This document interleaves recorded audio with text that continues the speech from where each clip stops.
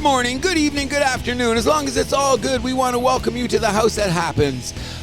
Sponsored by Shohei's Bar and Grill, the only place to be in suburban Etobicoke. Voted best dive bar in the GTA 3 years running, but we think it's the best dive bar in the province because we keep the vibe alive. Hi, my name is Cruz. And I'm Andrew Milani. And we're here to talk about the insidious, idiotic, and insane things that we see in this wonderful world we call sports. How you doing, buddy? Not bad. Obviously, not obviously, but I came back from Pittsburgh. I spent a night there, did a little one-nighter to go see the Leafs game in Pittsburgh last week. It was a lot of fun. How was the crowd? It was pretty good. A lot of Toronto people? A lot of Toronto people. The only thing that was surprising was that the lower bowl was pretty empty. I imagine that's just like corporate seats. Their corporate seats, yeah. How was the Pittsburgh crowd, though, getting behind them?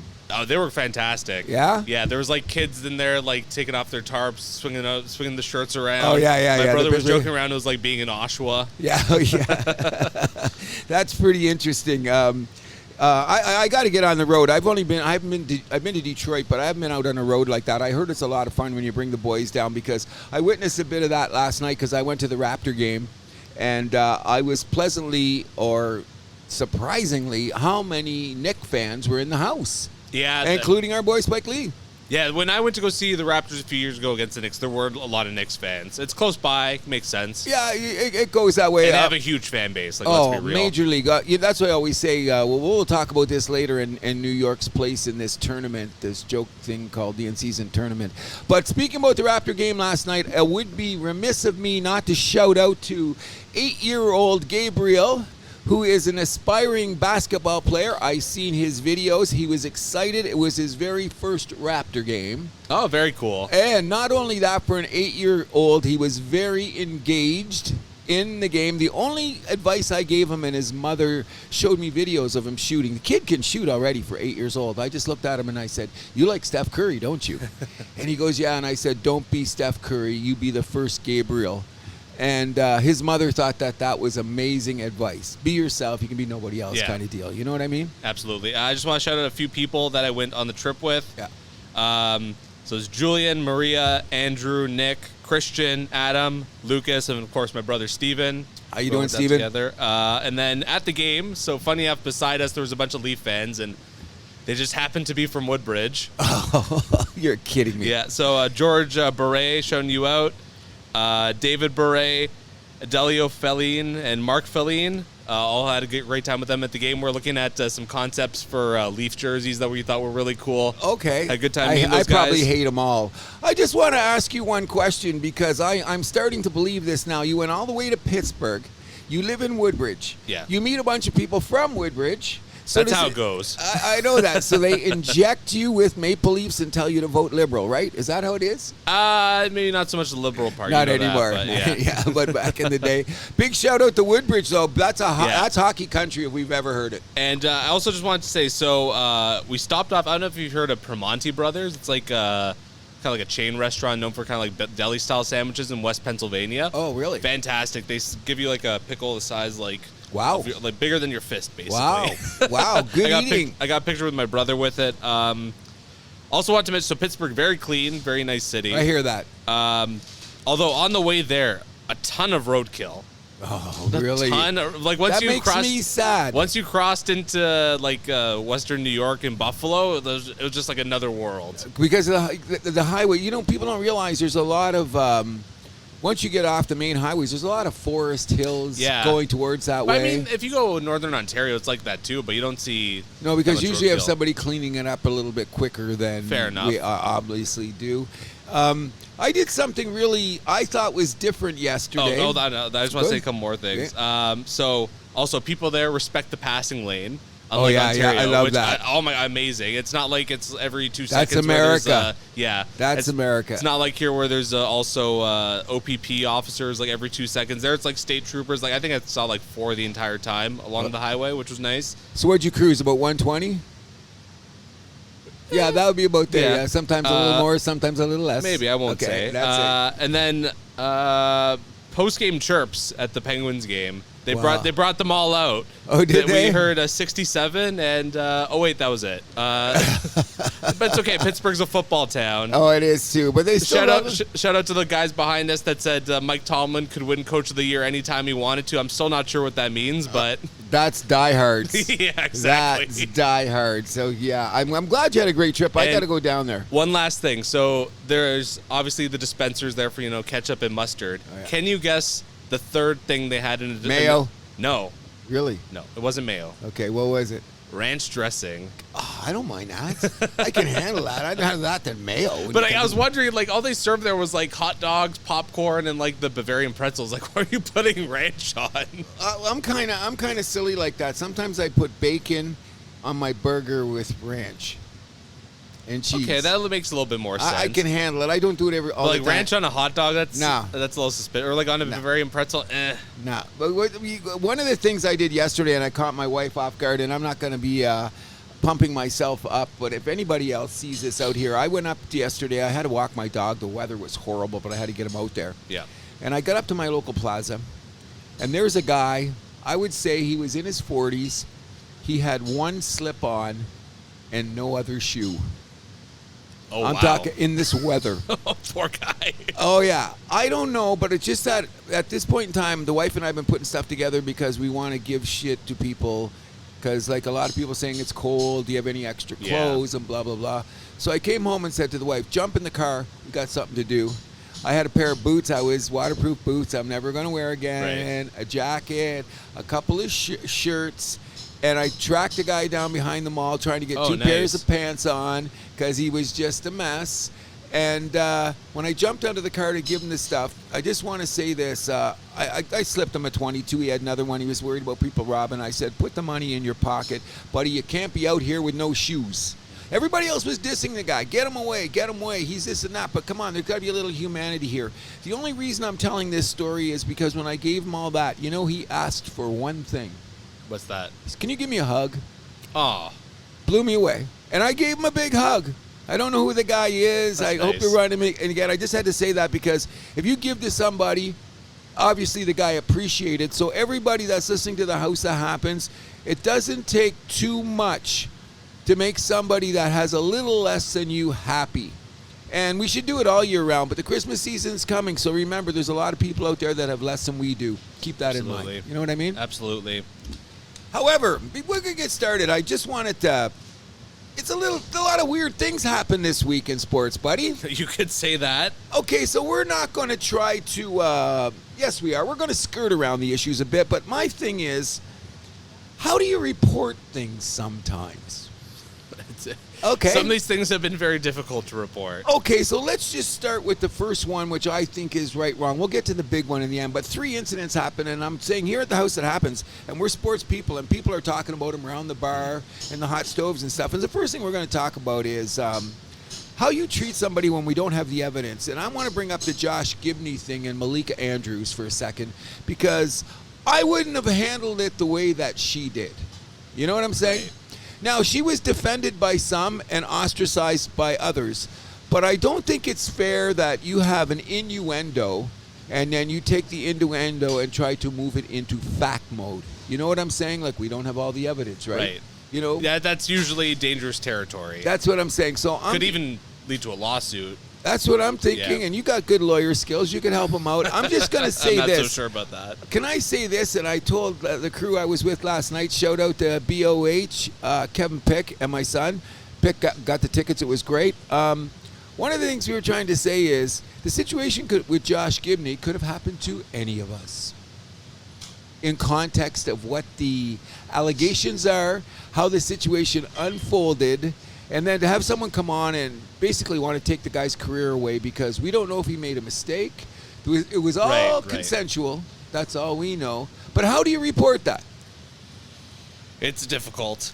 Good, bad, and ugly, how are you going to say? Because the next thing they had to report on, and I was just, I was very surprised who it was, is that everyone knows that Von Miller has been charged. Yes. Now, I don't care. The House That Happens, we've got certain rules that we're going to, maybe we should get a list out, put it on our site, that these things that we just do not tolerate.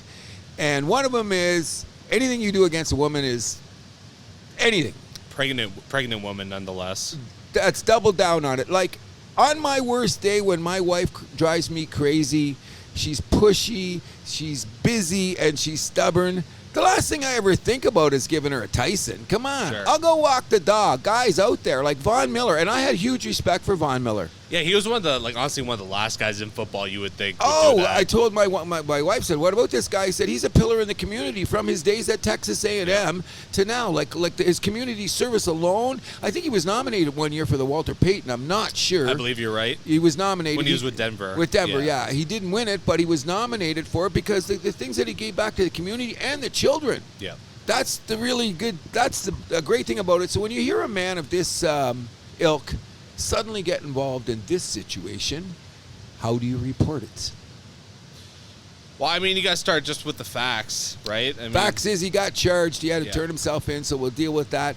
I'm disappointed, really, when I heard it. I mean, there's a few other players around the league. I'm not going to, in all leagues that I know of, that perhaps would resort to some stupidity on that level. But Von Miller was not one of them. You know what I mean? It's just a sad situation. Very, very sad. No two ways about it. Which leads us to the big story, which made the front page of the Toronto Sun. Oh, boy. And I'm going to let you deal with this first because I don't know what to say, but we got a situation here with Put me Mr. on the spot. Corey Perry. Yeah, so his contract's been terminated now by the Chicago Blackhawks. Some disorderly conduct. Disorderly conduct. I like that. You're a good lawyer. Sound like you're... Oh, Corey he had a bad night. He had some disorderly conduct. A bad night is putting it mildly from what we've heard. I hear you loud and clear. What I'm saying is that what caught me off guard is I pick up the newspaper because we're saying that we don't want to be any kind of gossip kind of... No, we're not TMZ. Exactly. However, when I seen it on the front page of the Sun, I went, this story's a little bit hotter than I realized. Well, of course it was hot. I mean, we all know the rumors about a player, one of his teammates, a certain family member, spread like wildfire. I couldn't believe it. And you know the thing is that anybody wants to go back and read that Toronto Sun article. You know what they said in that article? Probably nothing. Nothing. Well, because what's there to report? Nothing. I don't know. I just think that they know that because the problem is, let's go back, and I'll deal with this later in the show, talking about the evolution of sports and stuff. 30 years ago or something, before social media and stuff, I think this still would have been a story. But I don't think it would have had all the shrapnel that's thrown around that's thrown around with it, so that what you have to do... You're referring to the rumors, I guess, right? Yes. Yeah, because there was the big one involving the family member, then there was another one. Another one, yeah. Yes. What really gets me about all this, and no disrespect to Corey Perry, who is probably going to be a Hall of Famer. I agree. Okay, He's got all the credentials. Everything. You got the heart. I think he's got Conn Smythe, Stanley Cup. No, he doesn't have a Conn Smythe, but he's got a Richard. He got a Richard, yeah. No, it was Niedermeyer that got the Conn Smythe that time. Niedermeyer, right. He's got the Olympic gold medals, Memorial Cup, World Junior Gold, World Cup. Oh, no, his resume is strong, very, very strong. The question is this as far as we're going to take it because we don't know enough, but Mr. Corey Perry does have a reputation of liking to have fun after the games. I've heard that right here at Shoey's Bar and Grill from ex-hockey NHLers that like to gossip, so to speak. My question is this. Now that his contract is terminated, one of the things that he has done that I think is a bit of a cop-out, and it happens every time an athlete gets into this situation, they run to rehab, they run to counseling, they run to someone to hold their hand. Okay, well, I don't think that's exactly a bad thing like you're spinning it. I'm saying now, why didn't you do it before? If you have issues, take care of them. We got to wait. Well, isn't that how these things work? Someone's got to hit rock bottom before they look for help. That's life. Okay, some do. I will give them a benefit of a doubt. I have written a song, and you know what the lyric says? God hangs out at rehabs and jails, okay? Yeah. My point being is this. Sometimes I think that a person that does go to rehab and becomes a reclamation project, becomes a better human being, I get it, okay? But when you get your ass in trouble for doing something absolutely ridiculous on a level that makes the front page of the newspaper, then you run to a rehab to say, can I get another contract in the NHL? Well, I mean, it's probably a little too late for that. If you're going to ask me, he's 38. He's 38. Okay, and he's still playing, and he's protecting people. He can still scared. When the playoffs come around and someone need a little grit, and he's sitting out there. 6 months from now, bro. Are you calling for Montreal to sign him back? No. He's gone now. We're not going to talk about the Habs. Here's our boy. Come on in and sit down. Can we get your chair? I'm okay. Hey, Serge, Okay, how's it Serge, going? pull it up. Serge, I'm glad you're here right now because one of the I questions. saw you going to get on the patio. I was across the street at Dave's. Oh, yeah. Anyways, Serge, one of the things we're asked, the topic here for a second is, what do you report when you have innuendo situations? So we just talked about the Josh Gibney situation, the Von Miller situation, and the Corey Perry situation. How do you report that? The truth. Okay, so there is no truth right now. It's all innuendo. Exactly. Okay, so now, Serge, be honest. We've been here with some ex-NHLers late night. Has Corey Perry's name come up about some maybe crazy activities? No comment. No comment. That's just what we are talking. We're not saying anything either because we're not in the, the defamation business. But at the same time, Serge, all the sports fans are talking about it. What do we say? No comment. I got two lawyers in here, Andrew Milani and Serge Singh. They both just went to the Johnny Cochran School of... I did too, bro. That's what I'm saying. Do you think he's going to get another contract? Yeah, he will. Really? He will. At 38? Why not? With that grit coming into the playoffs, the trade deadline? 100%. For 750, that playoff team's going to take a chance on him. It's only 750. That's what I'm saying. I don't know about that. Okay, here's my... Serge, the only thing I... Maybe he said what? Can't say word anymore? Maybe it was an executive party, right? Well, that's the word on the street. Okay, so here's how we're looking at it. We're trying to say this, okay? When this situation comes up and you have to report it or you have to say what's going on, I'm not saying that we want to innuendo or we don't want a rumor, we don't want to be TMZ. But we have to respect the fact that the hockey world wants to know what's going on. Yeah, well, you can't say nothing if you don't know nothing. You can't make like this stuff about the Bedard family, this, that. Wait. You can't even say that. You can't even say that. We don't even want to hear that. It's all BS. Okay, so now I just said this before you come in, and Andrew was a little bit against me. Okay, we'll do that. Okay. But anyways, one of the things that I said is, and Andrew kind of disagreed with me, was this. I'm saying, if you need to go to rehab and you have a problem, and Andrew says, well, you hit rock bottom, you got to go whatever. I'm saying that sometimes when a person gets himself in situations, they run to rehab to try to make it look better. Well, 100%. That's what you got to do. That's your out. I got problem. I got to admit it. And it's a thing. What other option do you have, though? Jail? Yeah, exactly. Well, we're going to help you. It's the mentality of the new society of people here. I'm gonna this. That's what you gotta say. Look at Galchenyuk. He's rehabbing. Hey, rehabbing. Oh yeah, rehabbing. But he ain't gonna be wearing no red, white, and blue, red, blonde. Okay. Some sensitivity classes. Well, he's been sent to the K, hasn't he? I heard. We all need sensitivity training, don't we? Oh, by the way, we're doing a little shout out here, Serge, that we're going to tell people that when you get up and running again, you're going to have a brand new house in here. This house is going to look good. The work people out there, Serge will be back with the crew before we know it. Work is going full tilt boogie, bro. Mm-hmm. Maybe not as quick as you want, but they're getting there. Due process. Definitely. But anyways, we're going to move on from there. The next thing we want to talk about, of course, is one of our favorite subjects, and this is the last time of the year we can really touch on it. But can we... Well, never say never, but... Okay. because of the news, we can talk. We'll get to that. Although basically it's confirmed that all 20 drivers are coming back, so Ricardo's not moving. Sorry? Ricardo's not moving? No, he's staying with AlphaTauri. And then Williams had the last open scene. They announced that Logan Sargent's coming back. But, of course, we are talking about Formula One. Thank you very much. And a big shout-out to Max Verstappen, who has now had a 60 home run, 70 goal, Wilt Chamberlain type season. Agreed? Oh, absolutely. I mean, you win all but 3 races during the season. Unbelievable. Red Bull's a whole won all but 1 race. Unbelievable. In the annals of Formula One. And Andrew, I have to tell you this. I ran into a few more people that are Formula One people when I talk about it. Yeah. They just look at me like where did this come from? Because I said to them, one of the things which I'd like to bring up, we should shout out to the great year McLaren had. Yes, they had a strong second half. They figured out their aerodynamics.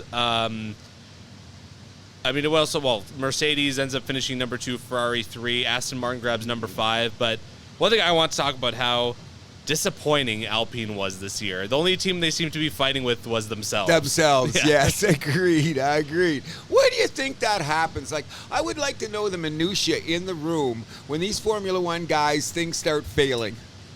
Well, I mean, with Alpine, there's an extra degree of difficulty there with the two drivers already having a history. Yes. They do not like each other very much. They're both French. Yes.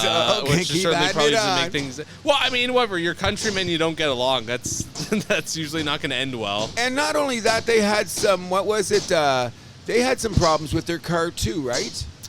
Yeah, they were always just kind of like middle of the pack with pace every week. I mean, a couple times they looked okay, but... I think they only grabbed 2 podiums the entire season. That's it. The question I want to ask, because you know this better than me, and we do like to inform the people of Formula One, is there's going to be a drastic change in the, one of the wing structures on a car? Yes, it's the rear wing. The rear wing, yeah. Well, although, from what I've heard, they said it may be already too late to close that loophole. I got a massive party, Serge. Gail freaked. Absolutely freaked. We'll get to that in a minute. Hold on. We got some little upset the Surge. We got some off-air things. What? 17 Led Zeppelin. What's in the set list? Oh, okay. No, I'd rather be a surprise. Hold on. We're just let me get back to you, Serge. In any event, I didn't understand this because I heard what's his name? I always forget his name. The crew chief, general manager of Red Bull. Christian Horner, exactly. I heard him talk. It was quite interesting. I didn't understand the whole technical jargon that he was speaking about, but he said that him and Max both said the adjustments to their cars that they're going to have to make next year could have a definite effect on every car, which might make the results a little different. Well, here's the thing, though, because Red Bull, they've sacrificed a lot of their wind tunnel time from this year to work on next year's car, so I think they're a little further ahead of the ball than they'd like to admit. Didn't they get penalized for that or something? They slap on the wrist. That's all they do in Formula One is slap on the wrist. You know what else? They can't decide penalties. It's either like in the past it's been like way too hard. Now it's like the penalties are ridiculously easy. Okay, but there's one thing I don't understand then. I think it has to do with corporate money too. Because these guys are trying to get in there, so sometimes they got to be telling, you are technically the crew chief, but there's someone over your shoulder sometimes, you know what I mean? Well, they call it team principal. This is in NASCAR. Oh yeah, okay. Whatever the case may be, I found it quite interesting when I heard them talking about, like I say, the minutia, putting the car together and who did what, and when you get a slap on the wrist for this or that and the other thing, which is, I thought, kind of ridiculous when we had our buddy at Vegas lose 10 spots because the road wasn't straight. Oh my God, that was so the how worst. do you have a penalty like Carlos that? Sainz. Yeah, and then you do the other thing behind and say, okay, we'll look the other way. Was it the wind tunnel time? Is that what they did for next year? Is that what they did? Yeah, so they saved a bunch of their wind tunnel time to work on development for next year's car, which I think. So is people spying on each other? This is when I hear this stuff. I go, how do you know you spent this much time here? Well, I'm pretty sure they got to put that out there. In what respect? Well, I guess you say got a wind tunnel in the Alps that's secret, and you go work on your car. Who's going to know about it unless somebody tells you in your house? That's the part I don't understand. You're getting into territory. Well, I mean, I think you have to disclose that because how much time you're allowed in the wind tunnel is based on the standings from last year. So if you're last, you get more time in the wind tunnel. If you're first, you get the least amount of time. So you're saying we all got to use the same wind tunnel? No, each team has their own. Yes, that's what I'm saying. So I don't understand that. But they got to put that information out there about when they're using it. Why? Because that's the rule. Okay, is this like the point spread or something for Formula One? What do you mean? Okay, if I got a hockey arena down here in Etobicoke and the Maple Leafs want to practice at 3 in the morning, do we have to report that? Well, I mean, if the rules say you do, then sure. I don't understand the ruling. I don't. My theory this is a little different than just practice. This is I know it's scientific stuff way above my pay scale to understand, and I understand what they're doing with the wing control and the horsepower with the wing. I get that. But if the team breaks that, I mean, that's a serious penalty we'd be looking at. Wow.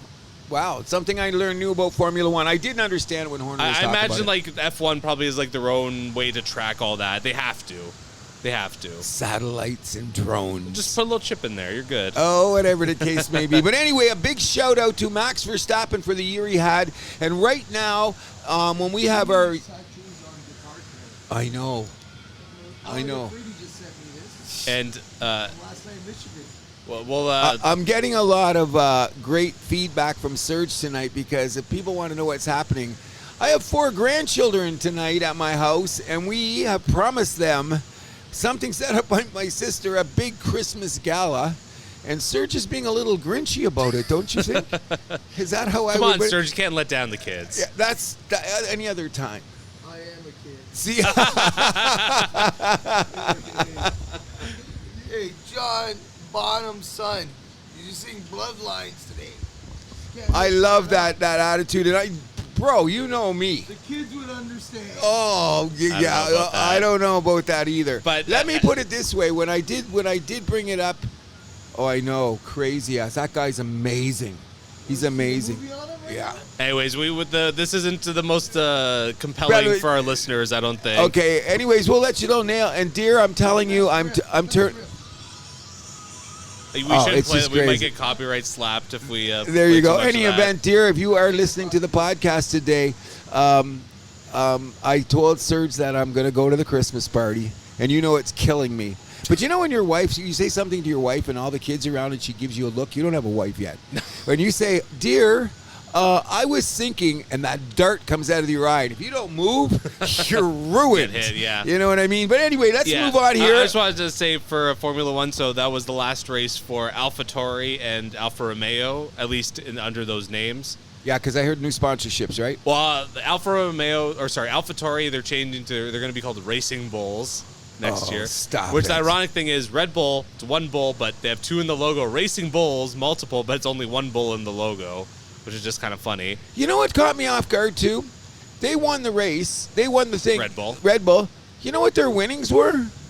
I thought it would be way more. You're talking about millions of dollars to get these cars together. Their number one winning was $170 million. Yeah. And the second place team was $130. That's only $40 million. They spend $40 million at the drop of a hat with these cars. For some of the mid and lower teams, they'll actually be like, we don't mind to finish a little bit lower just to get that extra wind tunnel time.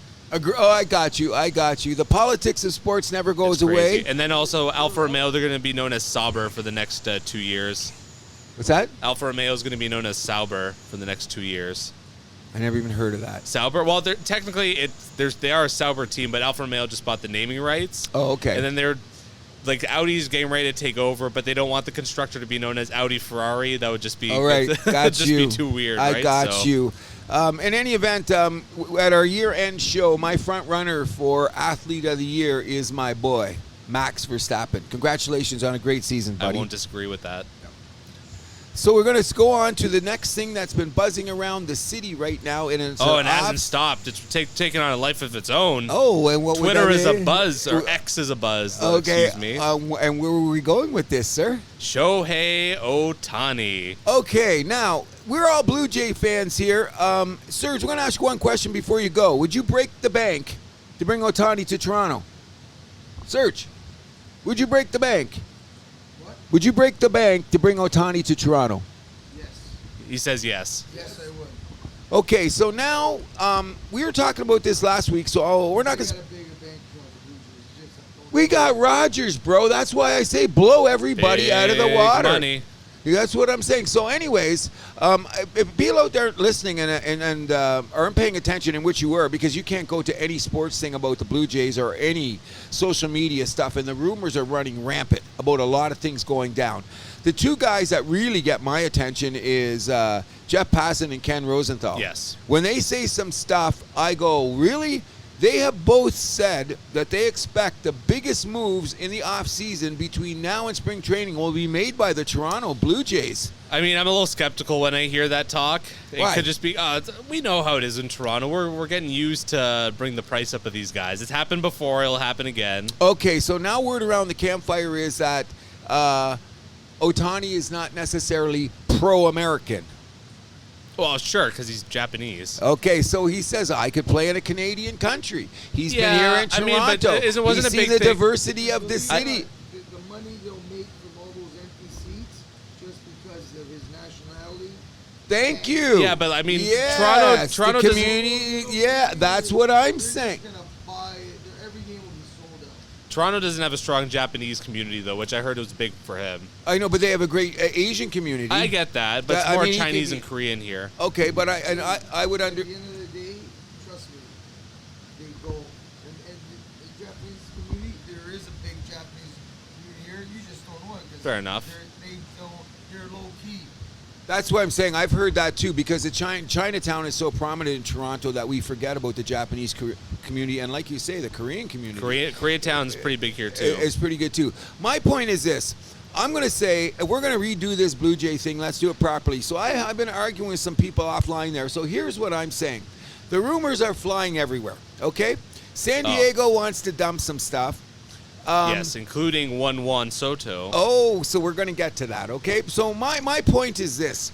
Why not go for it? You were at the door, okay? Are we going to stay at the door like last year we made the playoffs? We made the playoffs the year before. Are we going to get in and get knocked out? I want to break that door down, Cruz. Oh, that's what I'm talking about. So how we do this. So I project this.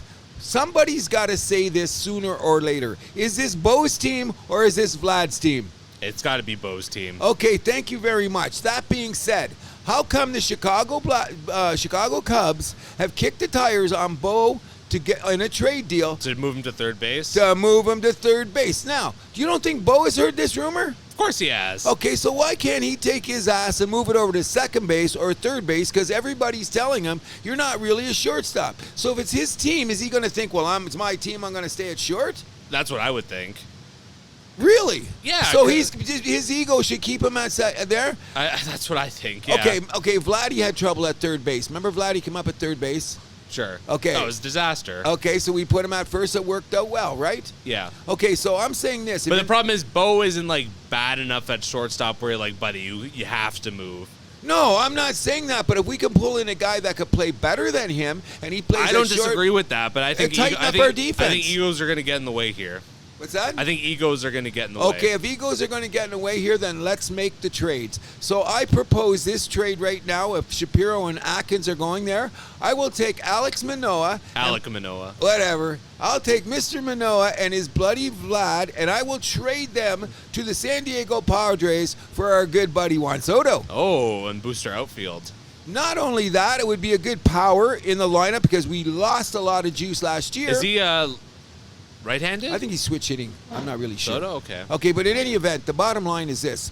If we're going to make some moves, let's go all in. And one of the things is there's a few players around the league that haven't gone anywhere. Eduardo Rodriguez of Detroit and Jordan Montgomery are two that come up immediately. Yes. Well, I mean, I think everyone's waiting for the Ohtani domino to fall. Okay, well, the other question is that some people are saying, are they going to give a hometown And deal? Soto bats left, which we need. Well, yeah, that's it. Yeah, that's even better for the ports there. But what I'm getting at is that if we're going to break down the door, let's go all the way. Let's go get Montgomery. Yep. You know what I mean? Or Rodriguez, because this way, what we're going to do is we change the face of our lineup from a offensive point of view. And Soto's come on, the kid's still young. Sure. He's still Absolutely. young, and you don't think Rogers has the money to play him? I just think that course there's they a do. lot of scuttlebutt about this. What if Vladdy blows up? Like, what if he goes back and has that season? Do we fail because of the horrible trade we already made in the Varsho Marina Gurriel nonsense, which we have talked about? So some of the Ad nauseum. exactly, and some of the people have talked about it in this way. Do we get burned again? I don't see getting burned again in this situation. Not if you're trading Manoah and Vladdy for Soto. Okay, I and don't look at think the so. numbers from Soto. Pretty damn good. Oh, by the way, have you seen his defense? Better than some of what we're used to, or Okay, I'm saying his defense is solid. I'm not Okay. saying he's ready for a Gold Glove. But what do you think about that? Would you go that far and put the money down on here's my theory. They keep turning. They're trying to turn Rogers Center into Field of Dreams. Okay? how so? What do you mean by that? They're breaking it down. They're making it Oh. more friendly. All that kind of, you Sure. know, because.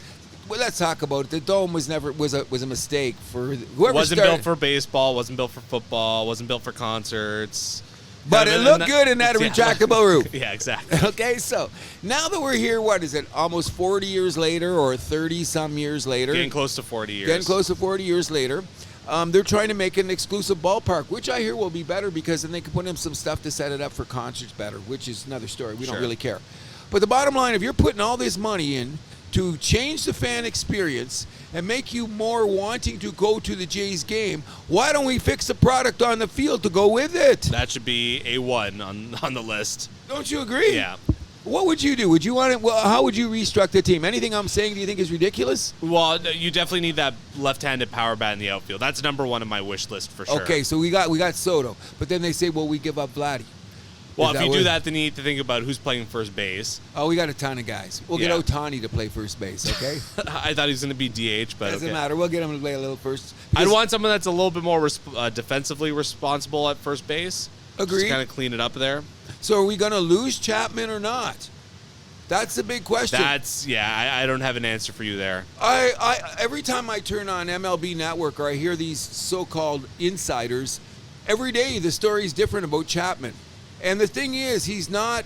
that tells me he's leaving. No, that tells me I think he's trying to go for more money because he actually likes Toronto. He's one of those guys that said good things. He's never said anything bad. He's not saying he's that talk, though, I would imagine he's just going to go to the highest bidder, though, which may not necessarily be Toronto. Okay, well, then I think we should outbid him for him, because here's what happens. And Montgomery's supposed to get... Texas is kind of hoping for a sweetheart deal. The hometown guy, because he had run, damn that, just give him more money. That's what they do to Toronto. Rodriguez in Detroit, just give him more money. Give it to the fans. We need it, don't you think? Sure. Anyway, we'll be talking about this between now and Christmas, and people don't realize it's only 60 days, isn't it? Or 60-some, 70 days until... Spring training? Spring training. Oh, boy, coming up. Here we go. Keep your eyes open. I hope my predictions come true. I just want to tell everybody that I believe it's Bo's team if he decides to move a position. I agree. Okay? We had some golf news. So Tiger Woods had another empty calories press conference. Empty calories. I thought it was like popcorn. No, that's too much calories. Uncooked rice. Oh, my God. Oh, and I love Tiger. Yeah, but it's the same press conference we've seen the last 15 years. Longer. Oh, even worse. Longer. Even worse. I just saw the highlights, so I guess I didn't get the full thing. Can I give me my best Tiger Woods impression? Let's hear it. At a press conference? I wouldn't get out in the field if I didn't think I could win. I'm here to compete. I know that I have the capability, once I get out there and get the swings, that I can get through the course and win. Yes, I can win this tournament. What? What? You can barely walk, Tiger.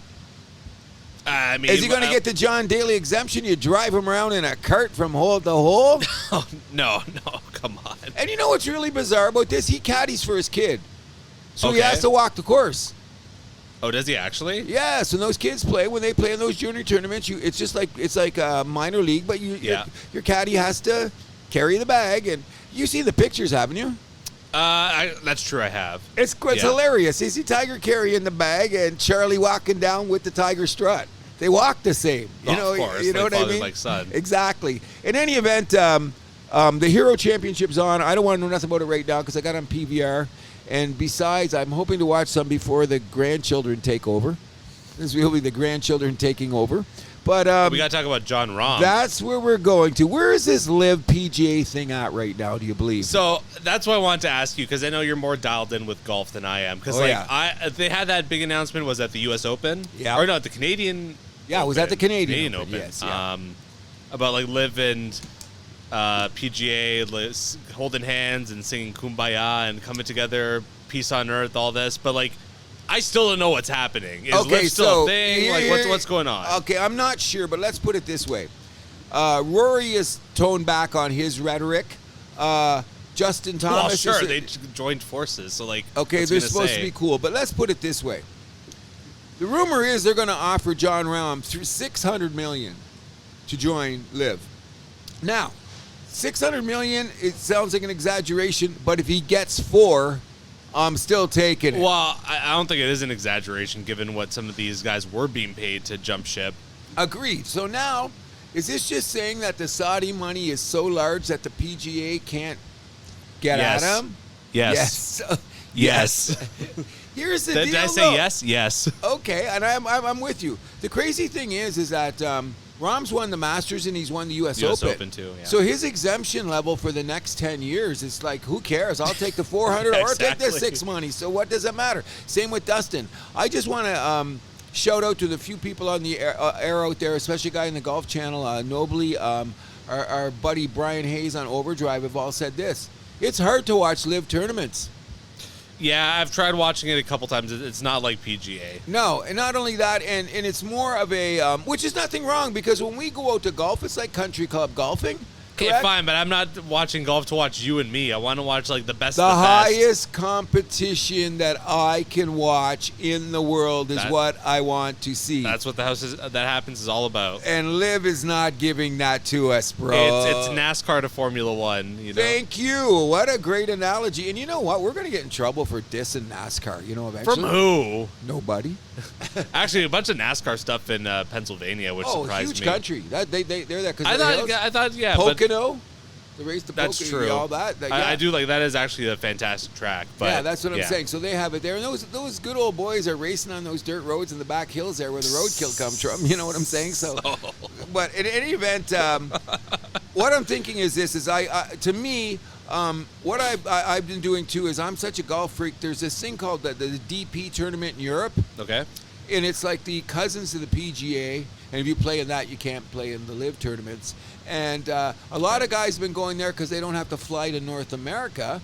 And it's closer to home because it's easier to fly to Spain to England than it is to fly from Spain to freaking LA. So I've noticed on there that the leaderboards, because this is like the preseason in golf when you watch the tournaments, because they're jockeying to get the 125 cards that are going out there. But I've noticed the fields on these DP tournaments in Europe are way more solid than the tournaments that are going on in North America right now. The Hero's going to change it because that's Tiger, and once we get in the new year, we get Pebble, Yeah, absolutely. the Mercedes, and the Genesis. Then and it all really those. ramps up. Yeah, but as of right now, I find it quite interesting because I didn't realize how strong these fields are going to be. So obviously, there must be more money flying around Europe than originally anticipated because everybody's fighting with the Saudis, right? Sure. Yeah, that changes things, I guess. But anything else you want to say for golf? No, I'm just saying that if the Saudi money is ruining the highest level of competition, F you guys. Go golf in the sand. So I know something near and dear to your heart happened last Saturday. God bless Jim Harbaugh.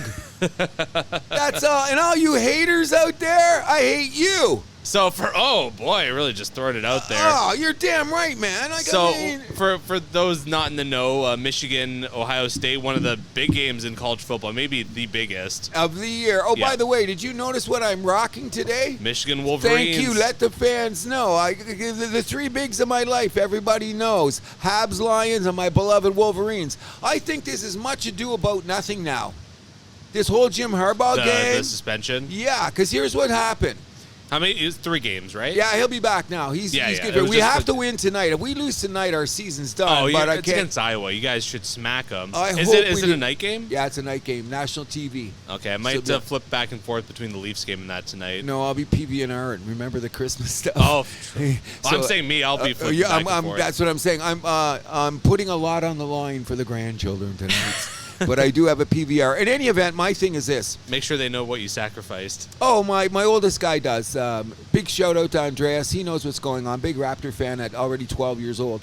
Bottom line is, they're all hypocrites, in my opinion. Okay, so you had this big battle with Harbaugh. You suspend him. You get in the room under the code of silence, and everybody comes out and says, okay, we're done. It's kind of like when we started the show with, what do you report? Yeah. What did they report?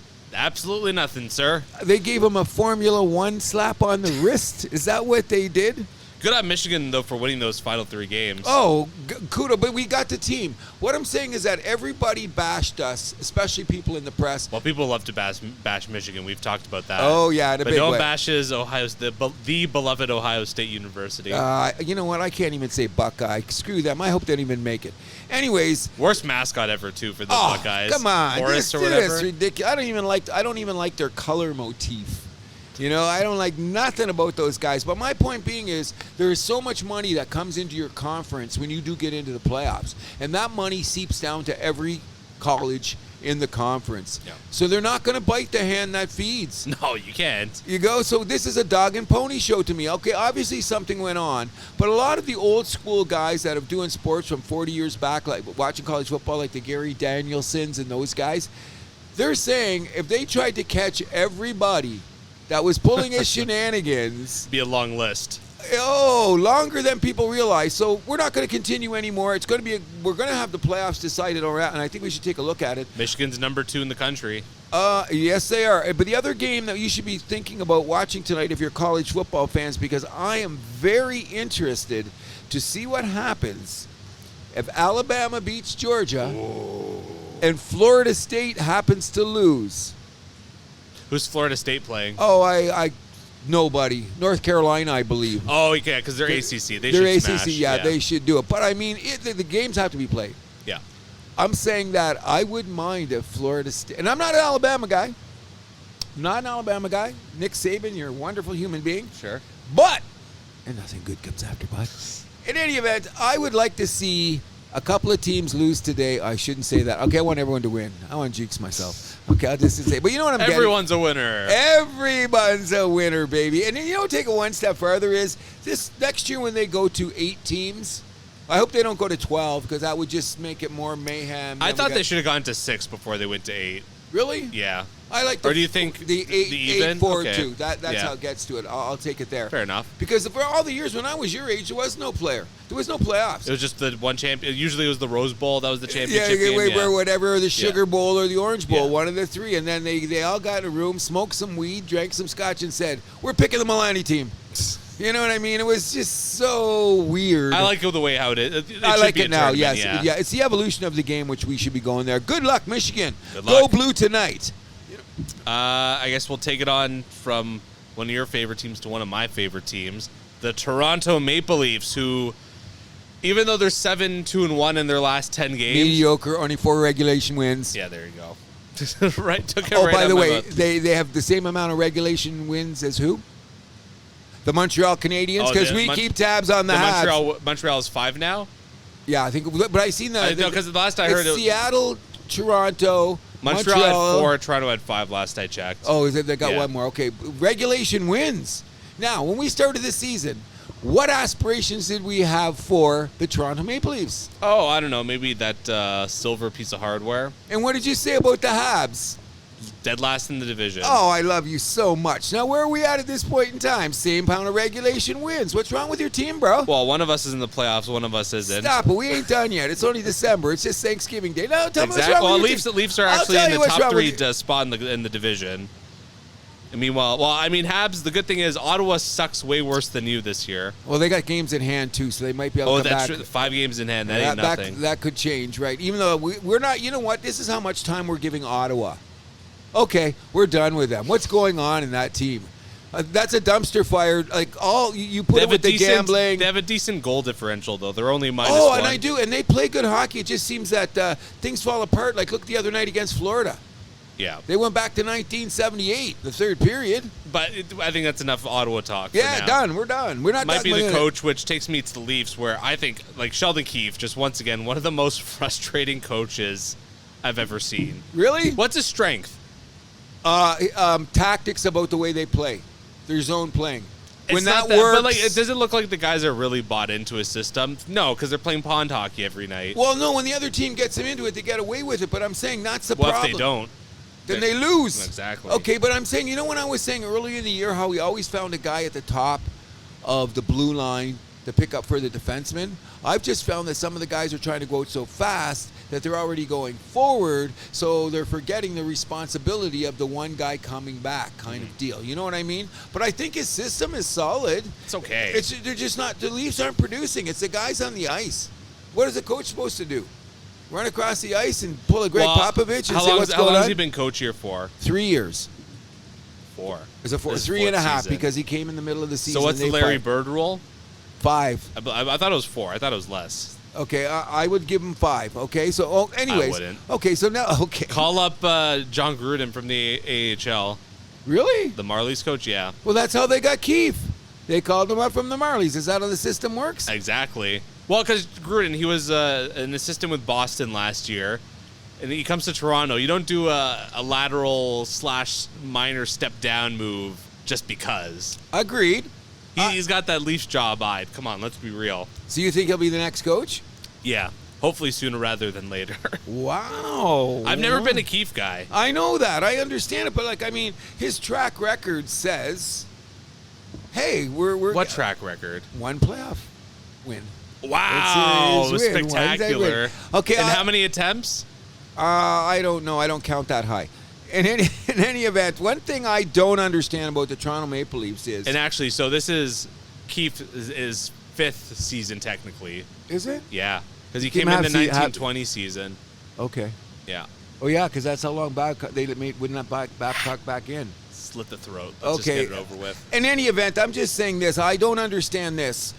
How much effect does this insanely rabid and what we're doing the same thing media center have the effect on the Toronto Maple Leafs? How much effect does that have on the team? I don't know. I want to take a picture of Keefe when he started coaching and the color of his hair then to the color of his hair now. Well, he always was a bit of a silver fox coming in. Now he white. He looked like me. Okay. Maybe he's not cut out for the job. No, I think he's a pretty good tactician. I just think it's the players don't get around to doing it right now. Why did you Isn't put that an Martin? issue when your players can't buy in? Then I think that maybe what he should have changed a little different. I don't know why flipping Nylander and Marner. I don't understand that flip. I know sometimes you got to change it up. I think it should be something more drastic. Yeah, I would have basically flipped Matthews and Tavares' spots. Just put Matthews with Bertuzzi, Nylander, and Tavares with Nyes Marner. That might have made more sense too. You know what? I would have been given a crack to drop Marner down with Domi. No, I like the Yarncroke Domi comedy. I would have I thought do a little too. bit about moving maybe Nyes and Robertson, like putting Robertson. Right. Yeah. Okay, but Nyes is playing good. The kid's he's one of your bright He looks good with Domi though, so I'm just saying you have options. Agreed. That's the way it is. And I still think now that I'm not going to be all crazy about your goaltending because it's been relatively solid. Wall's been very good. He had a little bit like a couple questionable games, but I thought he's bounced back nicely. He had a couple big saves against Seattle the other night. Oh, huge! But they shouldn't have to make those saves because I don't they disagree. gave up 2 crazy goals in the third. Who did they do it against? Seattle. They gave up late goals, and who else? They gave up late goals against Chicago last week. Yeah. Like I'm saying, that's starting to become a problem. Are they playing prevent defense in the third period? This comes back to coaching. Okay, I'm not going to argue. If we listen to Sheldon Keefe, if you listen to the House That Happens, according to my co-host, you're on borrowed time. Agreed? It's been a long time that he's been here, and what have we got? One playoff round win where we win one game in the second round. Get out of here. Just stating facts. Just stating facts. I mean, there's also a couple other things near the top of my Leafs wish list. Number 1. A right-handed defenseman. Oh, really? Can we get Chris Tanev here now? Oh, yeah. Can we get him here now? He took a good shot in the face the other night, but he was playing last night. That's Great fine. game. I'll take him. I'll still take him. he was- Pair him with Morgan Riley. No, put him with another guy because then it's all in one basket. And Brody and Riley are playing great together. Don't break that up. That's your best defense combo. Brody, he's looking good because he stays at home to cover Riley. I'm saying he hasn't looked working. that great this year, though. His plus minus is good. Fine, but there's been times when, I'll straight up say it. That game in Pittsburgh, he was the worst Leaf on the ice. Oh my God, I seen him a couple times get at. Who are you going to put with? Okay. Riley Tanev, then you go McCabe Brody as your second pair, then Giordano Liljegren as your third. Perhaps. Or you can go McCabe Liljegren and then Giordano Brody. Giordano should be getting a huge raise or some bonus money under the table because he's out there every night doing I have a everything. feeling he's going to be one of those guys that kind of slides into a management role with the Leafs after I can his smell career. that too. The bottom line is, I think the worst thing about the Leafs is I don't get these third period collapses, or they come on the third period like, okay, they've had some great comebacks this year, but when you have the lead like that, shouldn't they have learned from their own comebacks to do something? They hung one of the Seattle goals in the third period last night. Jesus wouldn't have stopped that. No. Where was the defenseman? You know what I mean? Oh, the third one, right? Yeah. Well, that was Yarncroke. It was McCann was coming off the bench, and Yarncroke was just a little bit late on his coverage. I agree. It was a little bit of a. Then one of the goals, Samsonov was screened by Riley. He was a little bit out of position. But that happens. But the bottom line is, I'm saying this is happening far too much. And now, what is agree. Toronto Maple Leafs? At the beginning of the season, they were top 4 team contending for the Stanley Cup. everyone expected them to win the division. Now it's mediocrity at its best. Anyways, it's only Thanksgiving Day. I mean, just Well, past that was last American Thanksgiving Day, so we're getting well into the season. So I think Toronto It's past the quarter mark. That's what I'm saying. So, you got to start identifying where you're going to go. And one of the things that I've noticed, because we've really kind of kicked the hell out of them the last month or so, is that those Alberta teams have suddenly started to tie their skates a little bit tighter. I would agree, especially Calgary's really been surprising the last Great few game weeks. against Dallas the other night. Did you see that? And oh, by the way, if you don't believe me, Calgary just 1 point out of a playoff spot. that's what I'm saying. And Edmonton's only 4, aren't they? 5. 5. Well, at the quarter. But they're point, climbing. They're climbing. You know what I mean? Anyways, I just want to throw in there, and I always say that the game's getting faster and they change the rules because everyone wants more action and stuff. I want to check by the end of the season the number of penalty shots taken last year and the number of penalty It definitely shots. feels like it's up. Way up. Yeah. Come on. Remember at the beginning of the season I said I kind of think, sometimes I think that comes from the head office. Sure. It's got to, Sure. right? Like how many, I'm watching a lot of games. Thank God Bally Sports puts every game on. I'm getting more Hab games, by the way. Okay. It's been working out for me lately. If it's on TSN, I'm in trouble. If TSN has the feed, the game But if it's on one of the American channels, you got it? like if you go in, Okay. and plus we got that pay-per-view thing. So like when they played, was it Anaheim the other night or Columbus the other night? I just went to the Columbus Valley district perfect. thing and banged the Hab game. Come on. But if it's anything to do with TSN, anything. They buff the game. They screw it. They do. It just. You're watching a game and like they're flying down the ice. The screen freezes. Oh, By the time you come back, they're announcing the goal. You know what I mean? It just makes me crazy. But then they're going to tell me that perhaps maybe I should be spending a little more for the Habs to get them in my house, which I've got only 2-3 things to say about that. And you know what you are. Yeah, I can Well, don't imagine. we pay enough as fans? But anyways, to go on here, Calgary has completely surprised me in the last few games. You see how fast they're playing?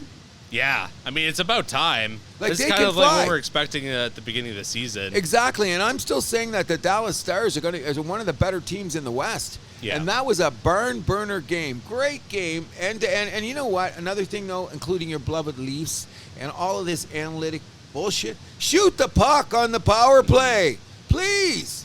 You know who I noticed that with the other night? I mean, of course, they outshot San Jose by a ton, but New Jersey kind of plays like that, too. Here we go around in circles. Yeah. You know what I mean? A lot of teams do it because they're afraid to turn the puck over on the power play. You got the extra guy, crash the net, see what happens. But this is too long. What about when Toronto had that double minor the other night against Florida? Yeah. Florida didn't even score. It looked like overtime for a while, the way they kept looping around and coming. Shoot the puck. Don't you have a stick? Put it at the goalie. See what happens? Come on. Driving me nuts. The new school. Yeah. I know sometimes about it, you're not even allowed, your recess is longer. Patrick Kane signs in Detroit. 1-year deal, 2.75, less than Duchesne. So I don't think you can call him greedy. No, and there's a nudge, wink, wink part of this contract that I've heard about. Like what?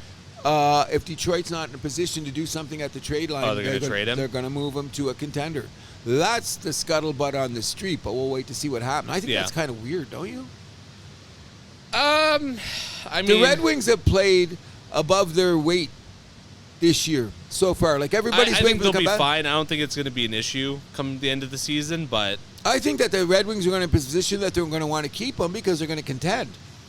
But I mean, if Sure. he could suddenly go to Vegas or whatever. yeah. Like so a lot of the rumor about Kane was that like he didn't want to go West Coast because of the travel, but I heard Yeah. that was a little overblown. That Always, conversation. Always. Yeah. I agree with that too. But I think he's going to fit great on Detroit Yeah. with his buddy.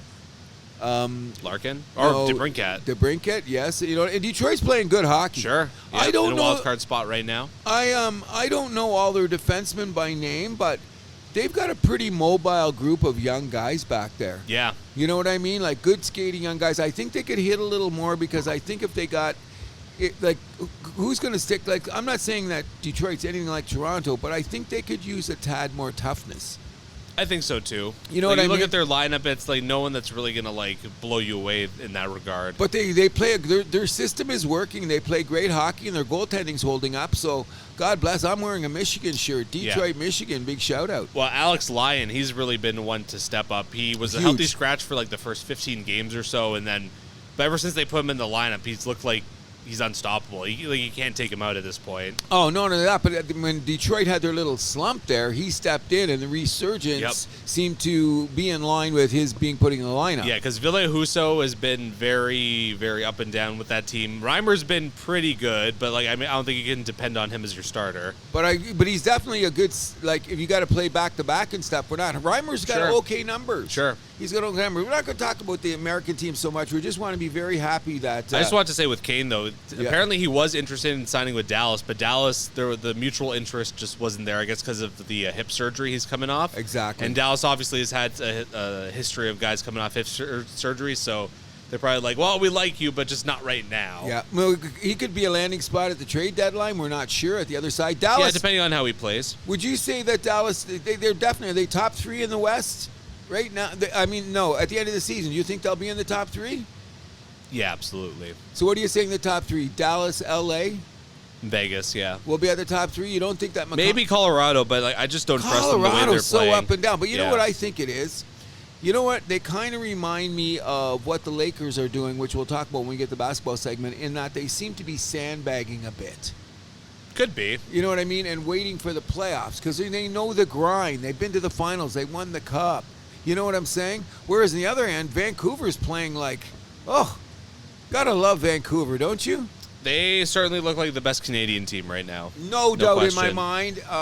Them and Winnipeg continue to surprise me in this way. Winnipeg, yes. Oh, yes. huge. Remember at the beginning of the season, we just kicked them to the curb, didn't even give them the time of day? Well, that was before we knew that their two big boys were going to sign back. But And everybody got like kumbaya-ish, so to speak.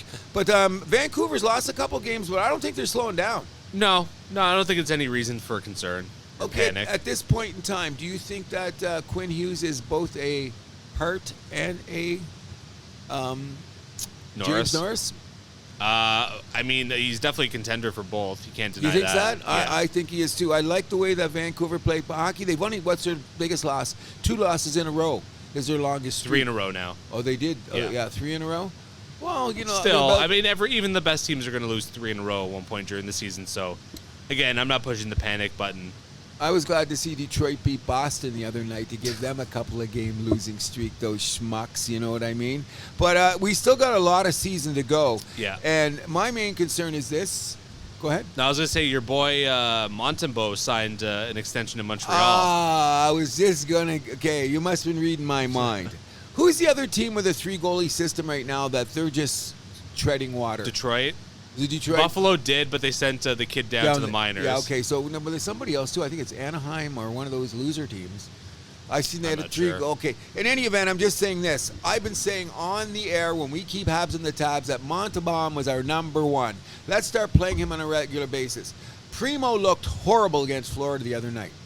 Like, I thought he was in church. He was on his knees so damn much. Is he getting sent down to the minors? I don't know because I don't know if... Would you send him down to the minors? I would trade Jake Allen and let him play the back-to-backs. And then Montembeault could become like a real number 1. He's solid. Montembeault, that's why we signed him. 3 years, right? Yep, 3-year deal, just over $3 million per. Oh, and he's happy to get it at 27 because he's on the team and how much money. So in a couple of years, he could be a steal. Sure. You know what I mean? But I don't like the 3-goalie system, bro. No, I've never seen it work either. No, and then you know what Primo looked like? He looked a little rusty to me because he's not getting enough playing time. He let in some bad goals, though. A couple of those, you know, my favorite goals, the chip shot from the fairway. Oh, my Dan God. Cloutier against the Red Wings, like one of Oh, those. my God. He let in a couple of, like, and the shot's coming in, and it's to the side, and he's already on his knees. Like, the puck is coming, and he's on his knees. Yeah, that's bad. Any goalie that does that makes me crazy. Samsonov. I'm not. He has been standing up a lot better. He has. He's been looking a little better lately. I'm not going to say to trade for another goalie yet. But No, do you think Kadri's making his money now? Is he come out of that little mess that he's in? He was one of the best players on the ice in the Dallas game the other as night. he should be. Yeah, that's what I'm saying. So maybe we're going to out? I mean, yeah. What do you think about it when you got this Columbus situation and they're sitting, what's his name still? Goudreau or Yes. Yeah. Oh man, I saw a pretty funny picture the other day where it's like, oh, what's the worst player? If you took all the attributes of like every NHL player, what would be the worst player? It was like Goudreau's hands, Goudreau's IQ. And there's literally everything about Goudreau. What happened to the guy? I have no. This is the most bizarre, just completely falling off enigma. a cliff on a new team. It's so strange. Since in Calgary, him and Tkachuk were the straws that stirred the drink. 100%. And I agree. And I also thought that Maybe it just doesn't fit the system. I don't know.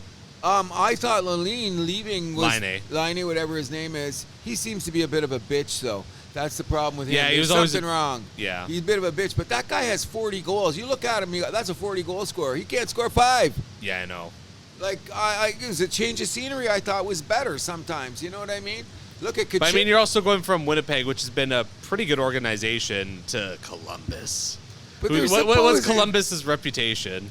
They're Buckeye fucks. That's who they are. So good. Let them rot. Well, I was just saying, just a very mediocre hockey team. At best. Yeah, there At you go. best. And you know what? They could be spinning on this freaking gerbil treadmill for a lot of years to come if they don't change things, because they've lost a couple of draft choices. Have they actually? Yeah, I think that, I'm not sure. I think did they lose some I'm draft going to look choices? into that quickly right now. I'm on Cap Friendly. Okay, but you know what? I've been learning to go to Cap Friendly and understand what's going on. The Minnesota Wild just fired their coach. Okay? Bill Guerin, buddy, pack a lunch and sit down for a while. We ain't going to hear from you guys for a while. No. And Columbus, it looks like so they're missing their 2nd and their 7th, but they have LA's 3rd. So I don't think they're in any trouble. Maybe that's what it is. Okay, they're going to be okay. But did you know, now, I know Guerin did not have anything to do with this because he came in as a new general manager. They have, what is it for the next 2 years? At least 10. Oh, the cap penalty? Oh, my God. It's over 14. It's close to like 14 and a half, 15 in that range. I think it goes 14, 10, 1. I'm not sure. I believe it's 14 the next 2 years. 1? Yeah, the one that's who cares peanuts. You about can deal with that? that, but the 14. 14, 2 years in a row, and you're firing the coach? They call that cap. I think there was some pressure from the owner. That's what it sounds like. Really? Yeah. Okay, owner, you're the ones that's paying the checks. You see what's going on. I get that, but they like paying the Parise still, right? Is it Parise? Parise and Suter, those are the cap Suter, penalties. yeah, that's what I'm saying. Like, that's insane. Like that's Chuck Fletcher's job right there. But I mean, with the coach, I'm blanking on his name now, Minnesota. He also had an issue of getting a little too hot at the referees, let's just say. I think that was becoming an issue. I'll get to that later. Okay. Already on Friedman's podcast, he was already speculating that, on his next job, he's going to have to tone that down a bit. Oh, shit. I did not know. I'm good. Mr. Freeman, you're the number one guy if you're listening to the House That Happens. A little pompous, but we like you. Yes. Oh, very pompous, but that doesn't matter. He knows what he's talking about. He makes more sense than most of the guys that I hear talking about. Sure. Shows, because I'm just go there. All you people that listen to the House That Happens and you watch shows on TV like I do, all these sports shows. I am so glad that I got them on PVR and I can fast forward, because sometimes I go, you can only talk about a girl's nice legs for how long? And I like legs, trust me. But how long can you talk about a woman's legs? This is how I feel in this city sometimes. Sure. You know what I mean? It drives me absolutely bonkers. I don't get it. Which brings us, is there anything else you want to talk about hockey before we go? I just wanted to quickly bring up how apparently Jack Campbell is starting to find his game in the minor leagues, which is good to see. We're fans of Jack Campbell here. Man, wait, last year we remember we got it on tape. We didn't think Toronto should have signed him for that money. Yeah. We agreed Which on. we were proven right about. Which we were proven. But I did not want to see the guy fall off the cliff like this. No, absolutely not. You know, and I hope he makes his way back up. Skinner is playing a modicum better. That's good. But I think what's happening is I've noticed that they're doing that things that the Leaf does about that swooping back thing all the time now to help their defense. Because I don't think that, even though they've got Ekblad and Nurse, I don't really think that Edmonton's defense core is anything to go, oh my God, we got 6 Norris guys. No, I said it even before the season. Like, they need a definite upgrade in their top 4. Someone to replace Cody Ceci, because that guy is just trouble. Sharpen your skates, buddy. Do something, man. I seen him run into the boards the other night. Missed a guy go right in the boards. Doesn't that look bad when you see that in the film? Yeah, bang. I was talking with my brother. We were reminiscing about, I believe it was Keefe's first season when he replaced Babcock, rather.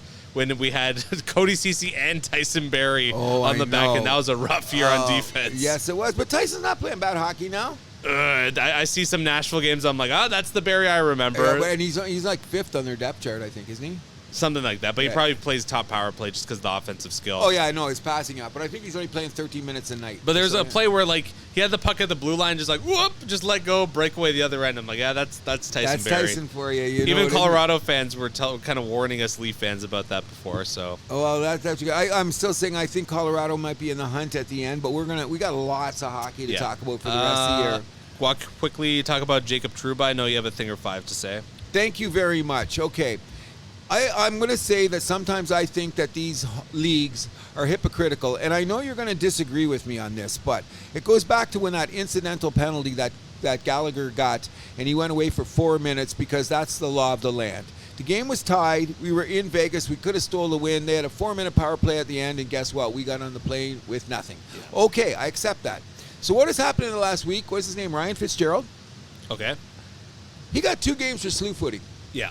Here at the house that happens, we really think that you're a schmuck. If you slew foot anybody, that's one thing. I know a little elbow to the head, a little maybe open body check. That's not good either. Okay, but I'm saying those things happen in the course of a game. But slew footing, we got no time for. That's ligaments, that's knees, that's a whole 9 yards. Yeah. So he got 2 games, well deserved. Mr. Milani, you better call up Jesus and Johnny Cochran right now, because this Trouba guy, I don't care what anybody. Okay, I'm just saying, when you hit a guy in the head with a stick, you have to be suspended, regardless. Okay. Gallagher's the proof. I think he was just trying to get the guy's hand off his stick, though. I could say what else he was trying to take his hands off, but that's another story. We're not lewd on this show yet. No, man, it came up lumber. You seen it. I don't care. There was impact. I get that. Impact, okay? So, I'm going to just reference... I think it was made worse by the guy grabbing his stick, though. Wait a second. There's 2 guys that I heard say it. O-Dog and Brian Engblom. Remember Engblom? He does game... He played defense for the Montreal Canadiens back in the day. He's been around long. Okay. Big guy. I think he does Anaheim games, is it? Anyways, he does color for one of the teams out there. Long-time NHL player. I think he played 1,000 games. Not quite. Those 2 guys spent times in the grind out there, and I respect both of these guys when they say this. No guy in the NHL that plays hockey since Pee Wee, Rep, Midget, Junior A ever loses that much control of their stick. Because what you learn to do is the John Cherry rule to keep your stick on the ice. Is there incidental issues where things go ahead? Sure. Go back and look. At the end, man, there was a bit of a tag. Now, here's what a lot of people have pointed out, too. They've been jostling the whole game. This wasn't just an incident that started. You know, in the course of the game, guys, it revs up by the end. Have you seen what happened in the 3rd period of the Ottawa, Florida game the other night? But I can't. You have to penalize the guy. I don't know. It was 5 games. A lot of people said 5 games, but he should have got something. At least 2. If you're getting it for the slew foot, you know what I mean? Okay, fine. Okay, what if he had got 2 inches more, caught him in the jaw? Broke his jaw. Then we were saying, give him 5 games, he broke the guy's jaw. But they got great helmets today, and analytics say that the helmet can take this much of a smack from a stick. So let's not penalize. No, man, the guy should have got a game. Something, bro. You don't think he should have got nothing? Okay, I'm not saying 5 games. Maybe 3. He didn't get penalized in the game either. 5,000. No, he didn't get penalized in the game. I think that's like give him like a minor, so like a double minor or major or something. Okay, that's why I'm bringing up the Gallagher incident, because I don't know about Gallagher's suspension, but we have a disagreement on the house that happens. These young guys are a little softer than us old guys. I say throw them. I would have given them a game or 2, 100%. And every time I see that, when I watch hockey, I'm going to keep my book in front of me, which I know. And every time I see an egregious action by some schmuck that doesn't handle their stick, I'm going to campaign to Gary Bettman's office, suspend them all. Okay. Which I better be careful, because my buddy Aberjackie has a little trouble controlling his stick at times. So, okay. You want to just move on to our Saturday night picks? Yes, I do. All right. So, starting off, afternoon affair in Dallas, Tampa Bay visiting. By the way, can we talk about last week's results first? I was 4 for 8. You were 5 for 8. Should have been better. Who did I take that I shouldn't have? One game. I think Vancouver lost, didn't they? We all took Vancouver. Yeah. So we both took Vegas. They lost to Arizona. We both took that Vancouver. was the game. Yeah. They lost in San Jose. Yeah. Those were the big ones. That we're there. Okay, let's go. What do we got? Tampa Bay at Dallas. Both goalies still unconfirmed, although it's believed to be Vasilevsky versus Ottinger. I'm going to go to my train of thought that I said if the Tampa Bay could get through to get Vasilevsky back, they're a sneaky good team. They're a veteran. They know how to play. I still think they're mediocre. They lost a lot of talent the last couple of years. They're playing just as good as the Toronto Maple Leafs right now. No. Is the Toronto Maple Leaf a mediocre team, bro? No. Your record is what you are. So I'm saying And our record's Tampa, better. By what? A point? What's the a point? 2 points? They're both mediocre then. You have to admit. If Tampa Bay is mediocre. Leafs are better by 2 points with 3 games in hand. They got 3 games in hand? Yeah. I'll give you the benefit of a doubt for the moment. Anyways, the game's in Dallas, right? It is. After Dallas losing the other night to Calgary, I can't see them going at home. I'm taking Dallas. I'm taking Dallas, too. Chicago Blackhawks at the Winnipeg Jets. Arvid Soderblom starting for Chicago and Connor Hellebuck starting for Winnipeg. Winnipeg is on a bit of a dip right now, but what better way to get back on track than against the Chicago Blackhawks? Give me the Jets. Okay, all day. All day. What's the name of that goalie on Chicago? He looks unstable sometimes. Soderblom Yeah, or Mrazek? No, Mrazek plays better, but that Soderblom guy, Soderblom, he yeah. looks like when I used to play hockey late at night for the goalies, because I never played, but Cruz will put the pads on because we need a goalie. Guys would take slap shots and knock me down. Ah. You know, they'd hit, Fun. like I wasn't scared of the puck, but when the puck hit me, I would just fall down. Okay, that guy in Chicago reminds me of that. And he's starting today, so. Okay, so guess who we're going with? New York Rangers at the Nashville Predators. Jonathan Quick expected to start for New York Rangers. UC Saros expected to start for Nashville. I know Nashville's on a bit of a heater right now, but Quick, his numbers have been spectacular with New York. Saros not looking that great with the Predators this year, surprisingly. Give me the New York Rangers. I'm taking them too, and you know what? I never thought I would say this. They are a sleeper pick now for the Stanley Cup to win it all. I think they're looking more than a sleeper right now. I'm not sleeper, but I mean, yeah, they're looking like a contender. Like if they're in the Final Four, I'm not surprised. They're a great skating team too, and they got some grit. And a lot of us were calling them for a fallback, but they're proving a lot of us wrong here. Exactly. New York Islanders at the Florida Panthers. Ilya Sorokin likely to start for the Islanders rather. Anthony Stolar is confirmed to start for the Panthers. Give me the Islanders. Really? Yeah, I'm taking New York. They're the most disappointing team for me in the year because I hyped them at the beginning so much. They're starting to find their way again. You know what? And here's what I'm starting to say. I'm starting to like Florida as much as I like the Ohio State Buckeyes. I just don't like the way they play. They're just so... And if they get away with it... Well, you don't have to tell me about Florida after last year's playoffs, but... I hope they lose every game. I'm taking Florida, though, at home. Florida Panthers. They're tough at home. Buffalo Sabres at the Carolina Hurricanes. Eric Comrie expected to start for Buffalo. Antti Ranta expected to start for the Hurricanes. I'm with Carolina all day because Me too. they're starting to tighten it up. And at the beginning of the season, a lot of publications picked Carolina to go to the finals, and a couple publications picked them to win it all. Yeah, they looked like they had a little bit of a bad start, but they're starting to find their way a little bit here. 100%. Buffalo, I think, is still searching for answers. Detroit Red Wings at the Montreal Canadiens. Ville Husso expected to start for Detroit. Jake Allen confirmed for Montreal. Stop. Your boy Jake Allen. I'm taking the Habs on principle. Come on. I'm taking Detroit. I know Dylan Larkin recently had a tragedy. I think they're going to be fighting for him. Yes, you're right. God bless them. Yeah, that's terrible. They lost their unborn. Yeah, infant. yeah. It's terrible, terrible news. Condolences to him and his wife. That's nothing you want to go through. No, all the just best. terrible. All the best. Seattle Kraken at the Ottawa Senators. Joey Decord expected to go for Seattle. Eunice Corpusalo expected for Ottawa. I think Seattle's going to be looking for a little bit of revenge after being unable to finish off that comeback in Toronto. Give me the Kraken. I'm saying Ottawa will win tonight. They seem to have a pretty good Saturday night record at home. Okay. That's the only reason I'm going there. And I think Seattle's just one of the weirdest teams I have seen in a long time. You know, you don't know what to expect from them. You know what I mean? Well, yeah, I mean, you don't know where their scoring is going to come from a lot of nights. They're big. Yeah. They're big. You Their know defense is solid. Yeah, they're okay. Like they're not the best goalies, though. No, and they got no superstar defenseman. What would you say? They've got 6 number 3s? Yeah. something like that. You Yeah. know what I mean? Like they have no name guy, but they're big. They're good. They're good. Good, They're not big. great. Yeah. Philadelphia at Pittsburgh. Both goalies confirmed here. Samuel Urson confirmed for Philly. Tristan Jarry confirmed for Pittsburgh. I like the Penguins at home. Another Saturday night win for them. Should You be. just witnessed that last week. I think Pittsburgh's got to tighten up this thing because they don't want to miss the playoffs with this lineup. No, and they're in danger. And they're in danger, so they can't afford to lose. And Philly seems to be in some kind of a free fall, or I don't know what's going on with that team. They're a very up and down squad. Very up and down. We're going to get. So I'll take Pittsburgh at home, which is probably why they're going to win tonight, because we're saying that. But I'm still taking Pittsburgh at home. Okay, the big one we've all been waiting for, the Boston Bruins at the Toronto Maple Leafs. Ullmark confirmed for Boston. Joseph Wall confirmed for the Leafs. I'm glad Wall's playing the game. He deserves to get the call in this game, don't you think? Well, Samsonov, he had an injury problem. They just made an emergency call up to get Martin Jones. Oh, really? Morning. Yeah.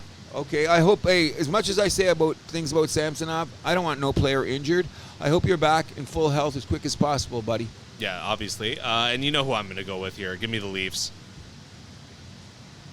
I'm not going to say their name, but I'm not going with the Leafs. Oh, taking the Bumblebees. I think they're going to come out rough. I think what they're going to try to do is we're going to say, okay, Toronto, how salty are you? That's what Florida Well, did. this is Look the at the revenge game the other- from the Lilligren thing, right? Exactly. Don't forget. That's what I'm saying. And look against Florida. They you know what? The Leafs didn't back down against Florida the other night. No, they did not. Third period was ugly, though. Didn't you think? Yeah. It looked like they were playing in sand. I don't know what it is like. This is one of my problems with Keefe too. It's like they're a whatever first period team. Second period, for whatever reason, that's their best period. And then third period, it's kind of like again. Exactly, and that's what I don't. And you know what happened? In Florida got even more goonery than they normally start. You know what I mean? I think Florida sharpens their sticks before the game. I agree. With Barkov and Montour and whoever, those guys are Kachuk. They all go. They look like they're headhunting, but they all can skate. Sure. That's the issue. They all can skate. They look like bowling balls coming at you. Moving on, we're into the central 8 o'clock game. St. Louis at Arizona. Jordan Binnington expected for St. Louis. Connor Ingram expected for Arizona. Last time these two teams met in Arizona, St. Louis won. I think Arizona gets a little bit of revenge here. Tonight, give me the Coyotes. I'll take the Coyotes too on a Saturday night because the St. Louis Blues is another team I can't figure out. Yeah, another up and down team. Yep. Colorado Avalanche at the Anaheim Ducks. Alexander Georgiev expected for Colorado. John Gibson expected for Anaheim. Anaheim on an 8-game losing streak right now. I expect that to continue here. Give me Colorado all day. Me too, because Colorado can't afford to be losing too many games. You know what I mean? Yeah. They're in a playoff position, but I don't think they want to be a wild card. I think they want to be like one of the ones of the division winners, so to speak. Mm-hmm. And I seen Colorado some nights. They look like the best team I've seen all season. And the next game I see them and I go, is that the same team I seen the game before? Could that be coaching too now? Maybe he's been there a little long. Potentially. Although, like you said, they could just be getting warmed up, right? I would not want to play right now the Avalanche. If the playoffs started today and you had to face the Avalanche or you had to play the Lightning, I would not want either team. They're like wounded bears with gnarly teeth, so you just don't know. I would take Tampa Bay, though. What's that? I would take Tampa Bay if I had to choose. Of the two? Yeah. Wow. Well, I mean, the Leafs actually beat them last year. Colorado, it's like I know they're down Landeskog still, but I mean that's a team that feels like they're closer to running on full power. I think that sometimes I was watching the Colorado Network, which I can see because I get to see a ton of guys now, different analysts. A lot of them say the same shit. Sure. Okay, but the guys in Colorado are saying, "Hey, man, let's tie our shoes. We got a team here." Like they got a bit of a chip on their shoulder because everyone's talking about everybody else but them, so to speak. Okay, next. Moving on, Vancouver at Calgary. Thatcher Demko expected for Vancouver. Jakob Markstrom expected for Calgary. Believe it or not, I like Calgary here. I think Calgary's going to have a bit of a letdown after that game the other night. Vancouver needs a win, and I think systematically or schematically, Vancouver's a better team. Quinn Hughes has a show-off night on Hockey Night in Canada. Okay, you're calling it. And last but not least, Washington at the Vegas Golden Knights. Charlie Lindgren expected for Washington. Logan Thompson expected for Vegas as Washington heads out west. Give me Vegas at home. How many goals has Ovechkin got, buddy? I believe 5. Is he scoring 40, bro? He can get 30. He's going to the KHL. No, come on. I told you he's going to have tough. You know what? He's going to be crawling on his knees to break Gretzky's record. You heard it here first. Okay. You know what I mean? He's not playing bad. He just can't score. So you're going with Vegas? All day. Okay, all so day. Washington's playing above their weight class right now. They're actually looking pretty good. Yeah, but I'm saying, we'll see. We're mostly on the same teams. The only places we disagree are I'm taking Islanders, you're taking Florida. I'm taking Detroit, you're taking Montreal. And I'm on Seattle, you're on Ottawa. I'm on Toronto, you're on Boston. I'm on Calgary, you're on Van. Should be interesting night. Should be interesting. Hopefully my picks start to improve a bit. Or make some money on them, so to speak. Yeah. Big night in hockey, though, because a lot of these teams that are playing each other are going to be jockeying for positions. If you look at the matchups, like Calgary-Vancouver is going to be Toronto-Boston. What was the other one we seen here? The Rangers. Well, that's just Nashville, but they've got a place to go. Interesting games tonight. Calgary-Vancouver is a good division game as well. That's what I'm saying. So turn your TVs on because you got to watch something better than the nothing but assholes. I mean, NBA. Well, what do you mean? We got the midseason tournament ramping up. The quarterfinals in a few days. I don't mean to be vulgar, but I think that the in-season tournament is like half a blowjob. What good is that? Tell me, come on, I don't understand it. And you know, I was down the Raptors game last night. Well, it hasn't finished yet. Shouldn't we wait till it's done? The hype on for the four at the end is going to make it. Okay, now I heard people try to tell me it draws more interest to the game. People are more. Wait a second. I don't know about that. I think if you're a basketball fan or you're not. I'm going to get to that later. That's me. I'm a fan, so I'm a sucker for watching these 3 from 40 nights from the 3-point line, and then we got to play these games. Isn't it a coincidence? LA can't win. The Lakers can't win, but they got they're perfect in the in-season tournament. Okay, just saying. Just saying. Well, they're still holding their ground in the Western Conference. Oh, yeah. They're still there. They're a top 6 team. They're going to glide. Yeah. They're going to be another team that just glides to the end because they're going to get there. But, okay, here's what I don't understand. Some teams were eliminated from the tournament before the Raptors played a first tournament game. So how can you give this any substance, context, or what am I looking for except those screwy-looking floors? So wait, where are you going with this? If we're having an in-season tournament, we're supposed to be following how significant these games are on. Okay, so you got the Milani crew and you got the Cruz crew. And everybody wants to see how we're going to do it. It's 2 weeks later, the tournament's going on. I'm playing you. You're already knocked out, and I haven't played a tournament game yet. So what? That's just weird. So how do we get continuity to get excitement to watch it? It's just a regular season game to me. Phillies playing Boston. Let's check it out. Good game. But you don't have to hype me on a whole bunch of shit that this is more important than the other games, and you put in a new floor, and you put in a new uniform so you can scam more people with your marketing to buy more money. The NBA Screw does you. the Nothing NBA but assholes. The NBA loves to do the new uniforms anyway, so... Come on. Are you paying attention to the NCAA tournament? Like, when you sit down, okay, you know me. I'm tracking it. Are you? Yeah. I'm not. I'm excited for the Lakers-Phoenix quarterfinal game, December 5th. Sign me up. Are they both? They're officially in the quarterfinal? The quarterfinal matchups are confirmed. So we December 4th, so that's Monday, I believe. We have Indiana versus Boston and Sacramento versus New Orleans. Then the next day it's Milwaukee, New York, and the Lakers and Phoenix. So then the winner of those 4 games, those 4 teams go to Vegas. Yes. Okay, that could be interesting to a point. But like I'm saying, if the Lakers are playing Phoenix, I'm watching anyway. I don't care. Sure. That should be a good game. So I'm a fan. But now there's more on the line. What? Money for a hoe and an 8-ball in frickin' Vegas? Stop. I don't care what they spend it on. It's just as long as they want it, they're a little hyped up. I hope they help the homeless too. Yeah, but that's what I'm saying. It's unnecessary hype. That's what I'm saying. I understand the concept that you're trying to draw more fans to their game in the height of football season. Yes, to make it more valuable. What I'm saying is I don't think it's been presented properly. Because when I watch it, maybe I should track it closer to you and see what you're saying. I don't disagree with that. I mean, like I said in the last episode, I think the format can use a little bit of tweaking. And I think it will next year when it's going to go on. But I do think when you get those 4 final teams in Vegas, the hype will be through the roof. You know what I mean? It'll be all Vegas all the time, which is cool. The whole knockout part of the tournament I like. I think that's probably going to stay around. It's just the group matches, the group play can use a little bit of continuity is what got me. You know what I mean? And then, then to take it one step further, you know how much I hate marketing. You know, it was an OV night last night at Raptor game. I'm aware. Okay, but the best looking court I've seen. Did you see the It court was nice. tonight? It was, especially when you're sitting up with the uniforms, it looked really good. And you know how much I like marketing and floors. And I actually was not that angry about What it. do they call it in the NBA? The city jersey nights or whatever? Yeah, something like that, yeah. And they look good. The jerseys look good, but I'm old school. Every time I go out there, they got a new uniform on. Like, where's the continuity? Well, I mean, it's the same, like, 6 that they're wearing. The same 6. You need 6 uniforms, right?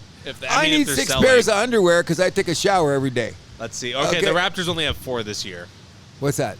Uniforms. Oh, according 4? Good. Yeah. Good. We're happy with that. Oh, by the way, now that we're talking basketball, can we do something about the front end of the Toronto Raptors? Ooh, they should have mirrored the New York Knicks last night because our buddy Podol, whoever we got to give a first-round choice, that guy's playing his ass off right now. Yeah. Get no help. No help. I've seen that. Okay. Even who they played the game before that? Brooklyn. Brooklyn, thank you. Yeah. We're terrible. It felt like he was like going inside out, just trying to just chase down the guy, and like the other 4 guys were just like standing around the court. I thought that Achua or Boucher would come up more, and I'm telling this. We had a great argument or a great discussion about it last night, and I started convincing some people. These lines of 4 for 400 from the 3-point line don't cut it. Ugh. Okay, so what They're happens? off. What are they, like 21% from 3-point this year? Oh, just brutal. But that's a lot of teams. You see the lines. Now let's look around the league. Still though, the Raptors should not be there. Okay, That's the point. let's look around the league. Let's say the top 2 or 3 teams in the West and the top 2 or 3 teams in the East. Okay. All of those guys are plus players in the paint. They control the paint because they realize when they're throwing up them bricks, if they don't make it, they got to go back inside. Sure. A lot of teams keep firing the ball thinking they're going to come back. And I'm going to say this again. If you're down by 8 points and you're trying to make a comeback and you're firing up threes with 18, 20 seconds on the shot clock, something's going to go through my television set just to throw at you. That makes me absolutely crazy. But the teams at the top, OKC, Minnesota, these guys are playing in the paint. Philadelphia in the paint. Boston in the paint. You can still win in the paint. Now, I'm not taking away anything from the three-point. If you shoot it in rhythm and you're hot, let's go. That's how the game is played. But when you start freaking building foundations every time I watch a basketball game, I'm getting pissed. The problem is when you're an old guy like me and you're so dedicated to watching sports, you get conned into watching the game anyway, and sometimes they're absolutely horrible. This is my worst concerns about the Raptors coming to life, where we're just going to be frighteningly mediocre this year, where we're not going to be good enough to make the play-in. We're not bad enough to be a lottery team, so we're going to just lose our first-round pick to San Antonio. Well, that's kind of, I don't want to acquiesce to that, but I'm starting to look, especially last night. I'm starting to see the signs. And I'm not liking it, but I'm saying trade Siakam now. We lost against agree. Brooklyn because Siakam wouldn't let the ball go. Yeah. What did he shoot in the first half? 3 for 12 and clanged a couple of, so why didn't he give the ball up? Do you notice one thing I love about Scotty Barnes? If Scotty Barnes isn't making his shot, he'll pass off. He'll look for the open man until he regains his That was what I loved about Kyle Lowry when he was here, too. That's exactly. If he wasn't making the shot, you put it off. Siakam kept going and going and going until he was going back to the well. Yeah, and what was he, 2 for 10? And then Brooklyn went up by 15, and then it took us forever to get where it went by 12 or 13. They went up. No, he's super frustrating. Like, I don't even care if the return is going to be not that big at this point. Just get him out of here. No, we got to get something because he is But he's not going to want to sign an extension, though. That's why we're not going to be able to get that much. He's going to be a pure rental. Pascal. What do they call him? I call Bitch.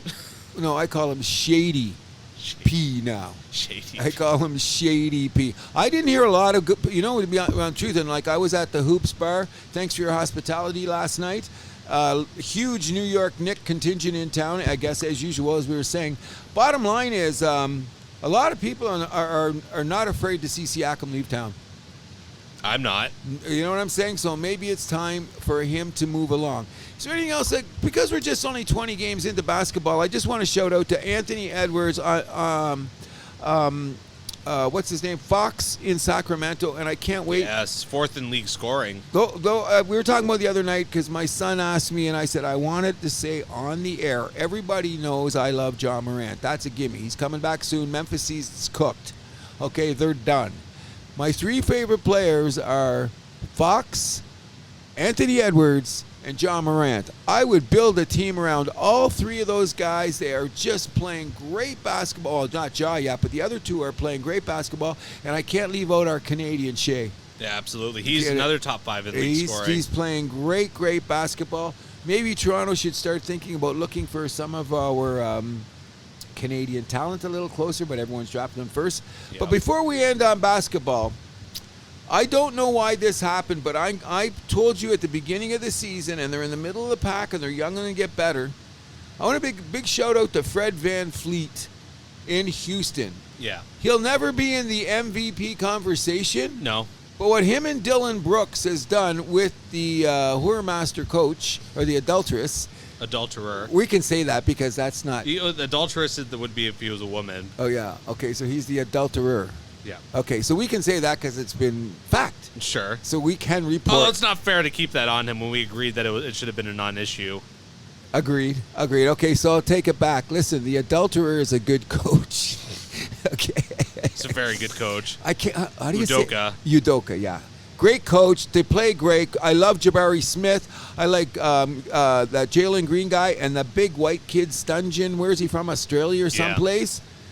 No, they're a good team. They have a positive point differential. Oh, yeah. Winning by an average of 3.6 points per game. I've noticed this, though, and it's one of my other pet peeves. We'll get to that later. They don't get the calls when the game is late. If they're playing Golden State, they're playing the Lakers. Yeah. That drives me crazy, bro. Drives me nuts. Call it the same. Don't get the last 5 minutes of the game. Well, this is back to what we were saying in the NHL, where is it coming shit. from above? These calls, same you shit. know it is. Okay, same shit drives me nuts. But that's all we're going to really say about basketball. Well, because hold on. There's a couple more things. Yeah. What did I forget? Greg Popovich. I'll let you start with that. So, on a scale of 1 to 10, what's the ridiculous factor? Well, hold on. Let's set it up first for people that don't know about it. So San Antonio was welcoming in the LA Clippers, and if you don't know, Kawhi Leonard plays for the LA Clippers. Oh, by the way, he used to be San Antonio's star. And how did he leave town? Oh, the fans unceremoniously. Yeah, exactly. The fans are still not happy, given all the boos, and Greg Popovich grabbed the mic and basically said, "Listen, show some more respect. This isn't the way we do things in San Antonio." It was like something out of a college game. Honestly. Worse, because I'm going to tell you this. Is he going to tell them what kind of popcorn to buy? Is he going to tell them what marketing shirt to wear on the night when they come to San Antonio? Is he going to tell them where to park their car? I have huge respect for Greg Popovich as a coach. He's a gnarly son of a bitch, but that's ridiculous. You're telling your paying fans, when I come into the arena, as long as I'm not doing anything lewd, illegal, or stupid, sure, I should be able to cheer whatever way. I paid the ducats for that goddamn ticket. Now you're going to tell me how to behave in the seat? Well, Stop it. Well, hold on. First of all, this is San Antonio, where Greg Popovich is like next to God. Maybe He's is Jesus' God. brother, Sure, I heard. Exactly. Yeah. And like I kind of respect this in a way where he's like, listen, this guy was a huge part of our franchise. He was a Finals MVP here. Yes, for crying out loud. he shut down LeBron. That's how they won. Or he's like, show some respect, you know? No, okay, I'm going to tell you this much. Do you think that anyone's going to say, "Hey, Marshawn, glad you made it to Toronto tonight"? It's completely different circumstances. Why? Because he was never a Leaf here. Oh, okay, but he's public enemy number one. Kawhi Leonard helped that team. He was the reason why they won the championship. He locked down LeBron. It was basically the reason why they went to back-to-back finals. His coming out. That was his coming out party. Probably should have won more if it wasn't for Zaza Pachulia being a fucking dick. Oh, 100%. I forgot all about that. That's true. But here's another thing: is I love Kawhi. He's playing great in LA, and my call right now is the Clippers will be there in the end. It's taken them a few games. Yeah. To figure that out. They finally found their game. It looked like after the Harden trade. They're starting to really get their going. And I'm saying this: if you pay your money to come into arena, you have no right to tell the fans how to cheer. You tell them, like, if the behavior was bad, like if you were throwing bottles on the court or that kind of crazy shit, then grab the microphone and say, "Back off." Come on. What do you think? Do you think Kawhi even heard the boos? Come on, of course he did. He acted like it didn't even bother him. Kawhi's, you know what? Kawhi is, I love the guy. I still love him. I like Kawhi too. I love the way he plays. Like, bringing his lunchbox to work. Sure. Going to take the break at the right time. He's not going to be taking days off unless it's load management. But when he's actually playing the game. He's been playing a lot this year. There hasn't been too much load management. You know why? Because the new rules. The new rules. It's got to keep you in there as long as you can. Which have been working, I would say, surprisingly, for the most part. Yeah, I was surprised. But I know people were like upset about like the Devin Booker toe injury, where people are like, I don't know. But then, I don't know, across the league, I think it's been a net positive. I do too. I was talking to it last night. Devin Booker was number 5 on our best bitch list last year, right? He was up there. I was up there, yeah, because I've heard from people that they say by maybe the All-Star break they want to see our new top 5 bitches in the NBA, and We'll have one at the end of the year. Okay, at the end of the year, because we know who number 1 is, and I heard his name come up last night. Our number 1. We don't have to give him any more publicity. He need. I heard when it came up, and then someone overheard our conversation. They jumped in. Yeah, bitch. I've never seen a player of this caliber playing this good, but he's been spoiled his whole life. Be disregarded as such a bitch. And everyone knows who we're talking about. Yeah. Okay, but I'm saying last night, really, you guys talking about him being a bitch? He's a complete bitch. Whoa! What do you go? Oh, you're talking about him? He's a bitch. I could not believe the. Well, I'll just throw the name out there for people that don't know. Hi, Luca. How you doing, buddy? How you doing, buddy? We love you like we love a kick in the balls. Okay. I don't mind Luca. He's a great player. He's a great player, but we're going to get to that in the end. Okay. Is there anything else we want to talk about? Yeah, there's one other I thing want to I talk think about the Chris Paul, Scott Foster hubbub. Was it Golden State? Who are they playing? Sacramento? Yeah, I think it was Sacramento. Yeah. Now, Chris Paul was wrong for a minute because he went overboard. Okay, he went overboard. But who was the guy again? What was that referee's name? Scott Foster. Oh, gee. Have you ever heard about Chris Paul and Scott Foster? Is the Okay, first time but you brought them up in a sentence before? Okay, but like Chris Paul, let's talk about the facts. What happened in this game? He got called for a second foul of the night, just a second. Yep. He is jawing at Scott Foster for like a minute. That's a tech.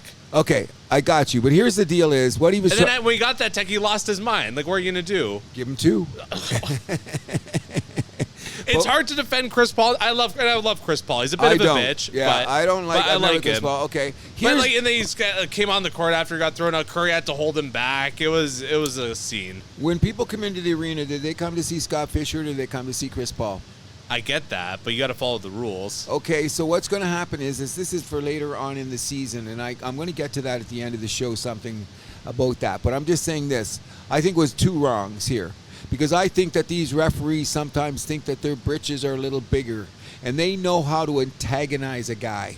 And Chris Paul should have been, I give him this, he should have been smarter than to take the bait. Way smarter. You know what I mean? But you got to, those ticky-tack fouls, you got to remind the referee. Like, are we going to be calling this all night kind of bullshit, which shouldn't happen? But go to the end of the show. I got something but like about that. That should be like a short conversation. Like, what's the use going back and forth? Nothing's good's going to come from that. Nothing but what? You know what we're saying? NBA is what? Nothing but? Yeah, assholes. There you go. And that was a display on both sides. I mean, you're right. A veteran of his nature, I think that he thought know better, man. Exactly, but I think that he thought he could push it a little more because he was Chris Paul. That's what I think. Has that ever worked for him though? Sometimes yes, sometimes no. I also think it's a little bit of frustration building in Golden State because, I mean, that first of all, the move to bring him there, that was very un-Golden State-like, I would say. But they needed someone to take the pressure off Steph Curry. But you didn't need another point guard. Yeah, they did, because Klay Thomas, he out there with Klay Thomas has lost his legs, I think. Oh, you know what? But like, I don't know. That move didn't make sense to me. I still don't think it does. As much as I respect Stephen Curry, if the Golden State Warriors, because they're pissed, they're not getting in the tournament. They're done. They're done. Okay. They were one of the ones they wanted to get there. If they miss the playoffs, are you going to be upset? No. Thank you very much. I hate Draymond. Keep him away. Speaking of bitch lists, we'll get back to that later. Yeah. Is that good for basketball? That's all we're going to say. We're just going to say this. Hey, Masai, dump Siakam and give somebody to protect Podol. Please. Amen. That's all we're asking. NFL. Oh, my God. What a week last week. First of all, I want to say this right off the top, and I hate to say it. I watch the Detroit Lions by myself sometimes because at the beginning of the show I said where we bring the idiotic and insidious things that happen in sports. I'm glad no one could see my performance in my baseball, in my basement, when the Lions puked it up to the Green Bay Packers on Turkey Day. Bro, I was beside myself. Was that 7 losses in a row now on Thanksgiving? Oh, and not the money it cost me. Oh, shit. The money. My parlay at the bar would have won if they had to come in. I had 5 or 6. I had 3 tickets I already put out. All 5 or 6 came in. I mean, I took some crazy picks. I took the Titans. I took, well, you can see on the list there how we did. I had winners. And the Lions puked it up. So as much as I love... Yeah, last week you were 8 for 16, or 10 for 16 on your picks. Yeah, and I've had the right bets made for my parlays, except I put the Lions everywhere, and they killed everything. You know what I mean? And then what was even worse, a team that I hated, I was still up for some made new tickets. All I needed was Minnesota to win on Monday night, and those fall downs fell down. You know what I mean? But great games. The first thing we got to talk about is... Power rankings? No, but let's go around the league a bit. Is Buffalo done? Are they going to make the playoffs? No. I stand by my take that team's just becoming a bigger and bigger mess each week. Sean McDermott. How did they blow it to Philly? My biggest thing is like wasting the timeout on icing the kicker. And then 17 seconds left still with the timeout. Just like, we're just going to go for overtime, which I just hate. Like, if you're on the road, like, be aggressive, man. Go for the win. Hey, listen, Philly ducked a huge, like, you know what I mean? They stole... Maybe Josh Allen's best game of the season. Oh, yeah, no, and Josh Allen's not the problem. I don't think. He had some issues there. They played. I still say the back end of their defense hurts. And that's, you know what I mean, the back end. And that's why you could throw the ball down there. But they went to that old-style prevent defense. Did you see the guy down the field down the end with Devontae Smith? Yeah. There was nobody even close to the line. Nobody bumped them. They just let him run and go. But I will still say the Philadelphia Eagles they're a great team. Like, not many teams have won the Super Bowl and come back and start the season. Are they 9-1 now? 10-1. 10-1 now? How many teams have done that in the history? Not many. Not even. Oh, I think no, because New England was 10-0, but they didn't win the Super. They didn't go to the Super Bowl the year before. They had been gone 2 years before, right?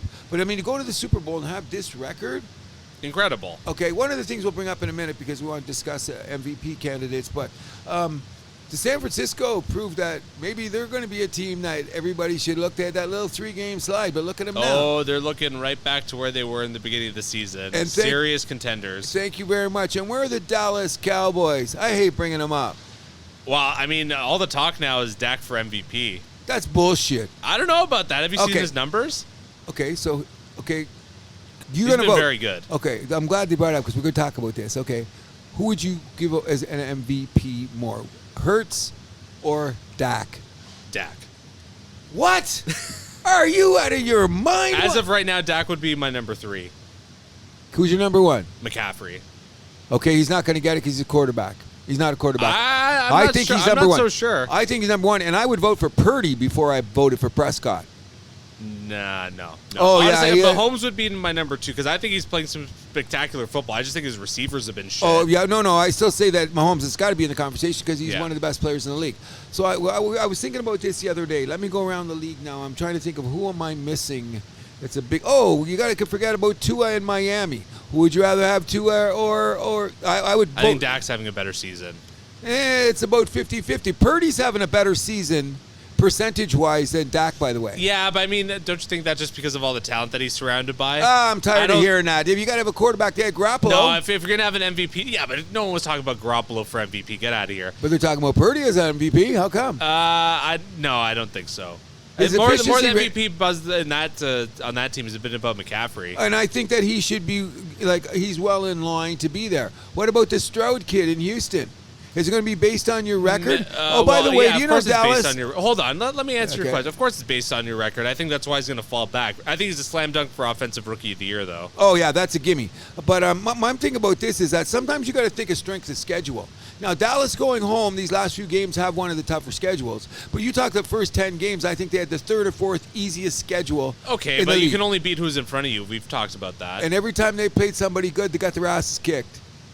Every time. They're like Miami. Every time Miami, we're going to see. I can't wait till the night that Detroit screws up Jimmy Jones getting his ring of honor in Dallas, which he should have had 20 years ago. Sure. Okay? I can't wait. Jimmy Johnson, you're saying? Yeah, Jimmy Johnson, sorry. And I can't wait till Detroit goes in there and spoils the night. You know Detroit's playing them that night, right? Are they actually? Yes, Detroit in Dallas. But Dallas has had a killer home schedule, or home record, rather, the last few years. Got to lose one. Not necessarily. Weren't they perfect at home last year? No, I think they were 6-2. I thought they I'd were have to check it out. They got a great home record. Yeah. There's no doubt about that. Which wasn't the case for the early years of that building. But No. now they've just like owned it. Dallas has got a solid team. I'm just saying that I believe that what happens in this media in North America are so in love with the Dallas Cowboys that's why he's America's team. Stop it. That's why he's getting all the surge now, because suddenly Dallas is 9-3, and if it wasn't for Philadelphia, they would be. You know what I'm saying? But then I do think that Dallas did this. Their back end can be had. That game against Seattle, if Seattle just had got out of hand. Yeah, but I mean that the fact that they held on and win, which Detroit didn't. Yeah. When we're in the same situation, we blew it. Yeah. You know what I'm saying? Because I hate Thursday night games are weird though, like that. They're a little bit either no scoring or it gets Yeah. out of control very quickly. I hate to say this to my Detroit Lion fan base, but we got a great record. We're 8-3. We should beat New Orleans this week. If we don't do something about our secondary, and my brother, Jose Cruz, Joe, I'm saying it on the air, and I told you before the Green Bay game, the secondary I'm scared of. What was the first play on the Green Bay game? Jordan Love, 63 yards to Christian Watson, and nobody was in the zone. Our secondary could be had. Our secondary, and we've got to be. We haven't, and we've tried, but we haven't answered. We got one kid that's hurt now. Anzalone, our craziest linebacker, looks like he may be gone for the season. And guess what? Our offense is good, but last couple games hasn't been like. If you look at it now, the league statistics. Who's the quarterback? He's top 5.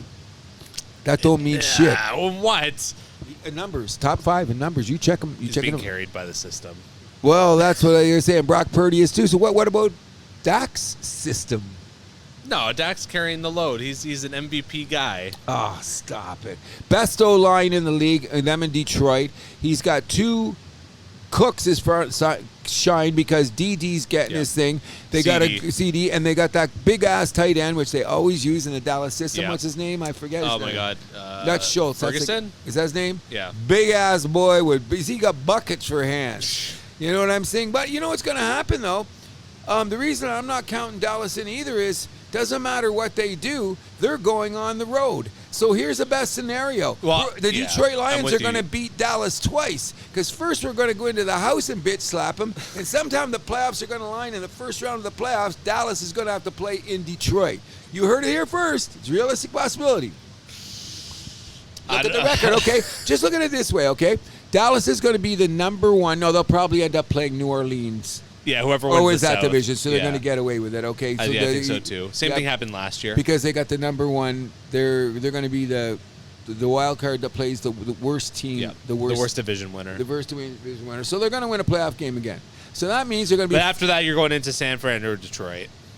Okay, yeah. So you know what? I'm scared it's going to be us and Philly in the first round. No, we're going to get it. We get a first round. So if we win our you'll be playing against a wild card team, which could be a division game, which could be interesting. Could be Minnesota. I think Minnesota's done too. They puked that game at Chicago. You think Minnesota's done? I think they're not going to do it. So who's taking the 2 wild card spots then? I know you like the Rams. I think the Rams are taking sneaking the last back. spot? But okay, so not Seattle.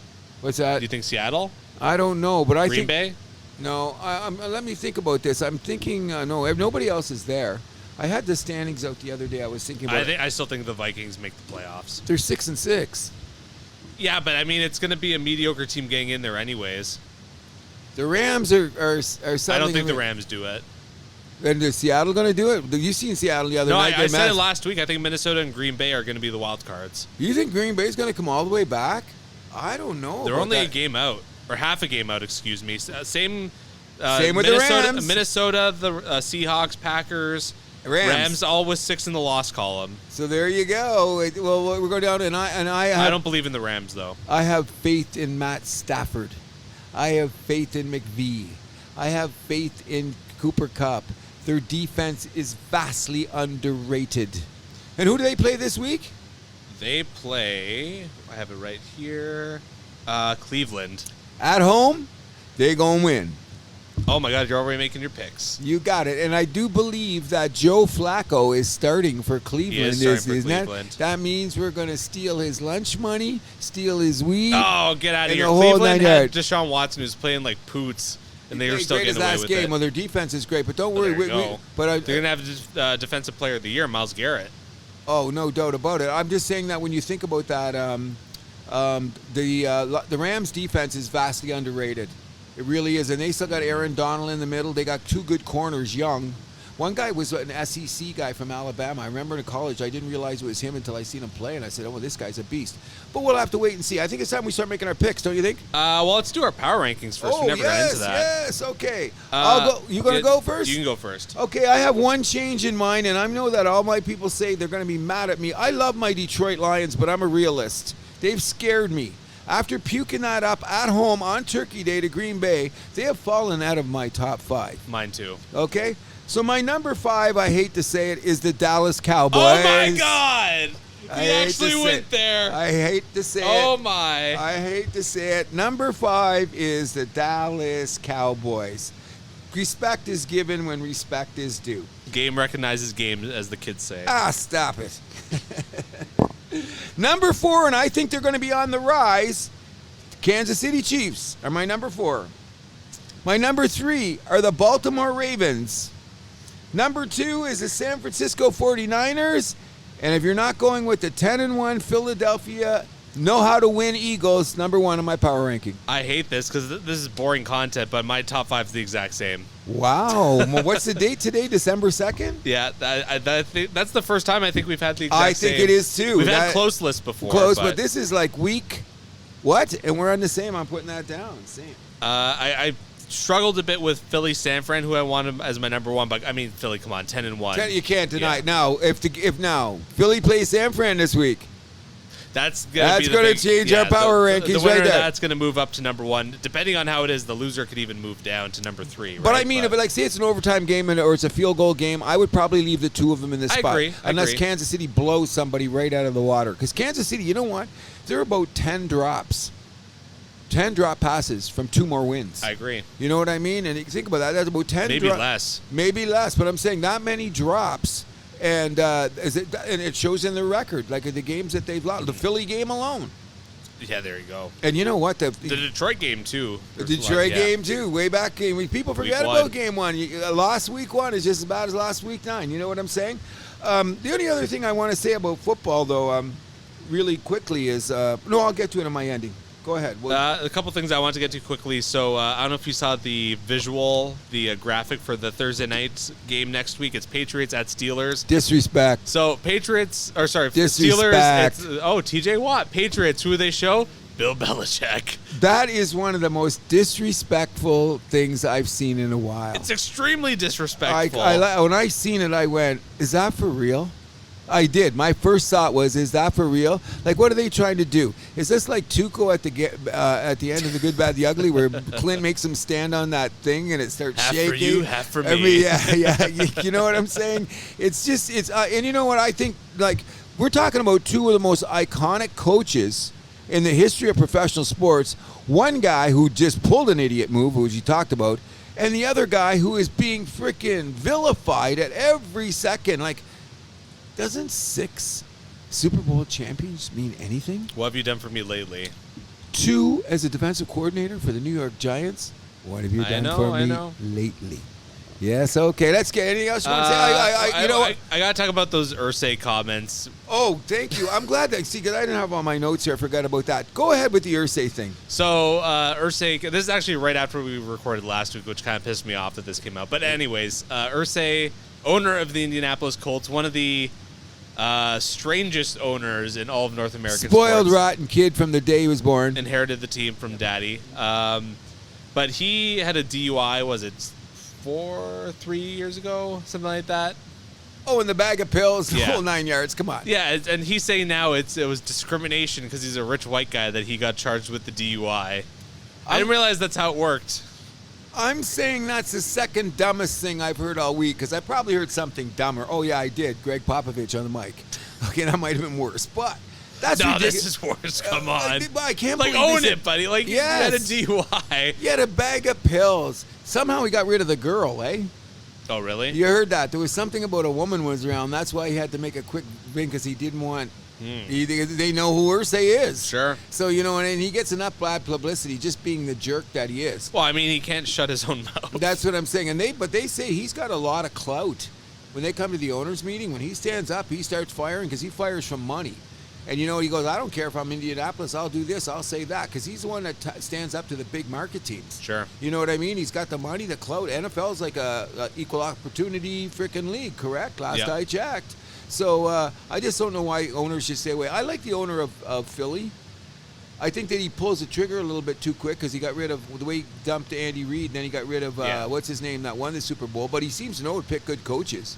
Because Sirianni is great track record with coaches. Oh yeah, his is good. So maybe he knows what he's doing. He's a businessman. Where on the other side you got Arthur Plank, who can't figure out what he's doing in Atlanta. I was gonna say him and oh my God, I'm blanking on their name. The Buffalo owners. Oh yeah, the Magulas. Yeah, they're having issues trying to figure out how to tie their shoes too.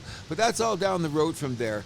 But anyways, this is going to be a spectacular weekend for football. Anything else you got to talk about? I'm glad you brought up that Irsay, because if the players got to be brought to the mat, so do the owners. Absolutely. And when you make a stupid statement like that, how do we respect you? Exactly. Let's move on to our picks. 12 games on the schedule between Who's tomorrow on bye? and Monday. Buffalo, Minnesota. Who's on the bye? Do you remember? Oh, Minnesota. There's Buffalo. another team, another North team, I think. Green Chicago. Bay? Chicago, maybe. Chicago's got a bye. Baltimore has got a bye. Anyways, Baltimore though. got a bye too. Okay. Yeah, Baltimore's because I have Lamar on my fantasy team. So. Oh, that hurts. Yeah. Oh, I mean, having him is hurt anyways this year. But regardless, let's move on. First game up is the Chargers at the Patriots. Chargers favored by 5.5 on the road. Hate to say it, but I'm taking LA. I'm taking the defense to show respect to Bill Belichick on the game, and they cover. Cruz, we've taken the Patriots to cover the last 2 weeks. How's that gone for us? They're not starting Mac Jones. Doesn't matter. So you're going down even worse a step. Detroit Lions at the New Orleans Saints. Detroit favored by 4.5. I like the Lions. They're going to be looking for some revenge. Yes, it is. And New Orleans is really not that good of a team. No, they are not. They're not that good of a team. And so we talked about Detroit. Their secondary could be but I mean, all of New Orleans wide receivers look like they're out. So there you go. That's no Michael Thomas, yeah. no Olave. No Olave. Shaheed, I believe, is not going to play. He didn't practice yesterday. So you know what? That could be a blowout game. What? Could be. And not only that, we've had 10 days off. Good point. Atlanta at the New York Jets. Atlanta favored by 2 points on the road. Give me the home dog. I'm taking the Jets. Are you really? Yeah. Atlanta's nothing to write home about. But neither is the Jets, and I think they. But they're at home, and they got the defense. So Atlanta's on the road with some. What's the spread? 2. I'm taking Atlanta. Ooh, okay.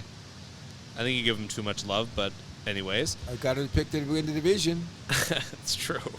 Arizona at the Pittsburgh Steelers. Steelers favored by 6.5 at home. I like Pittsburgh.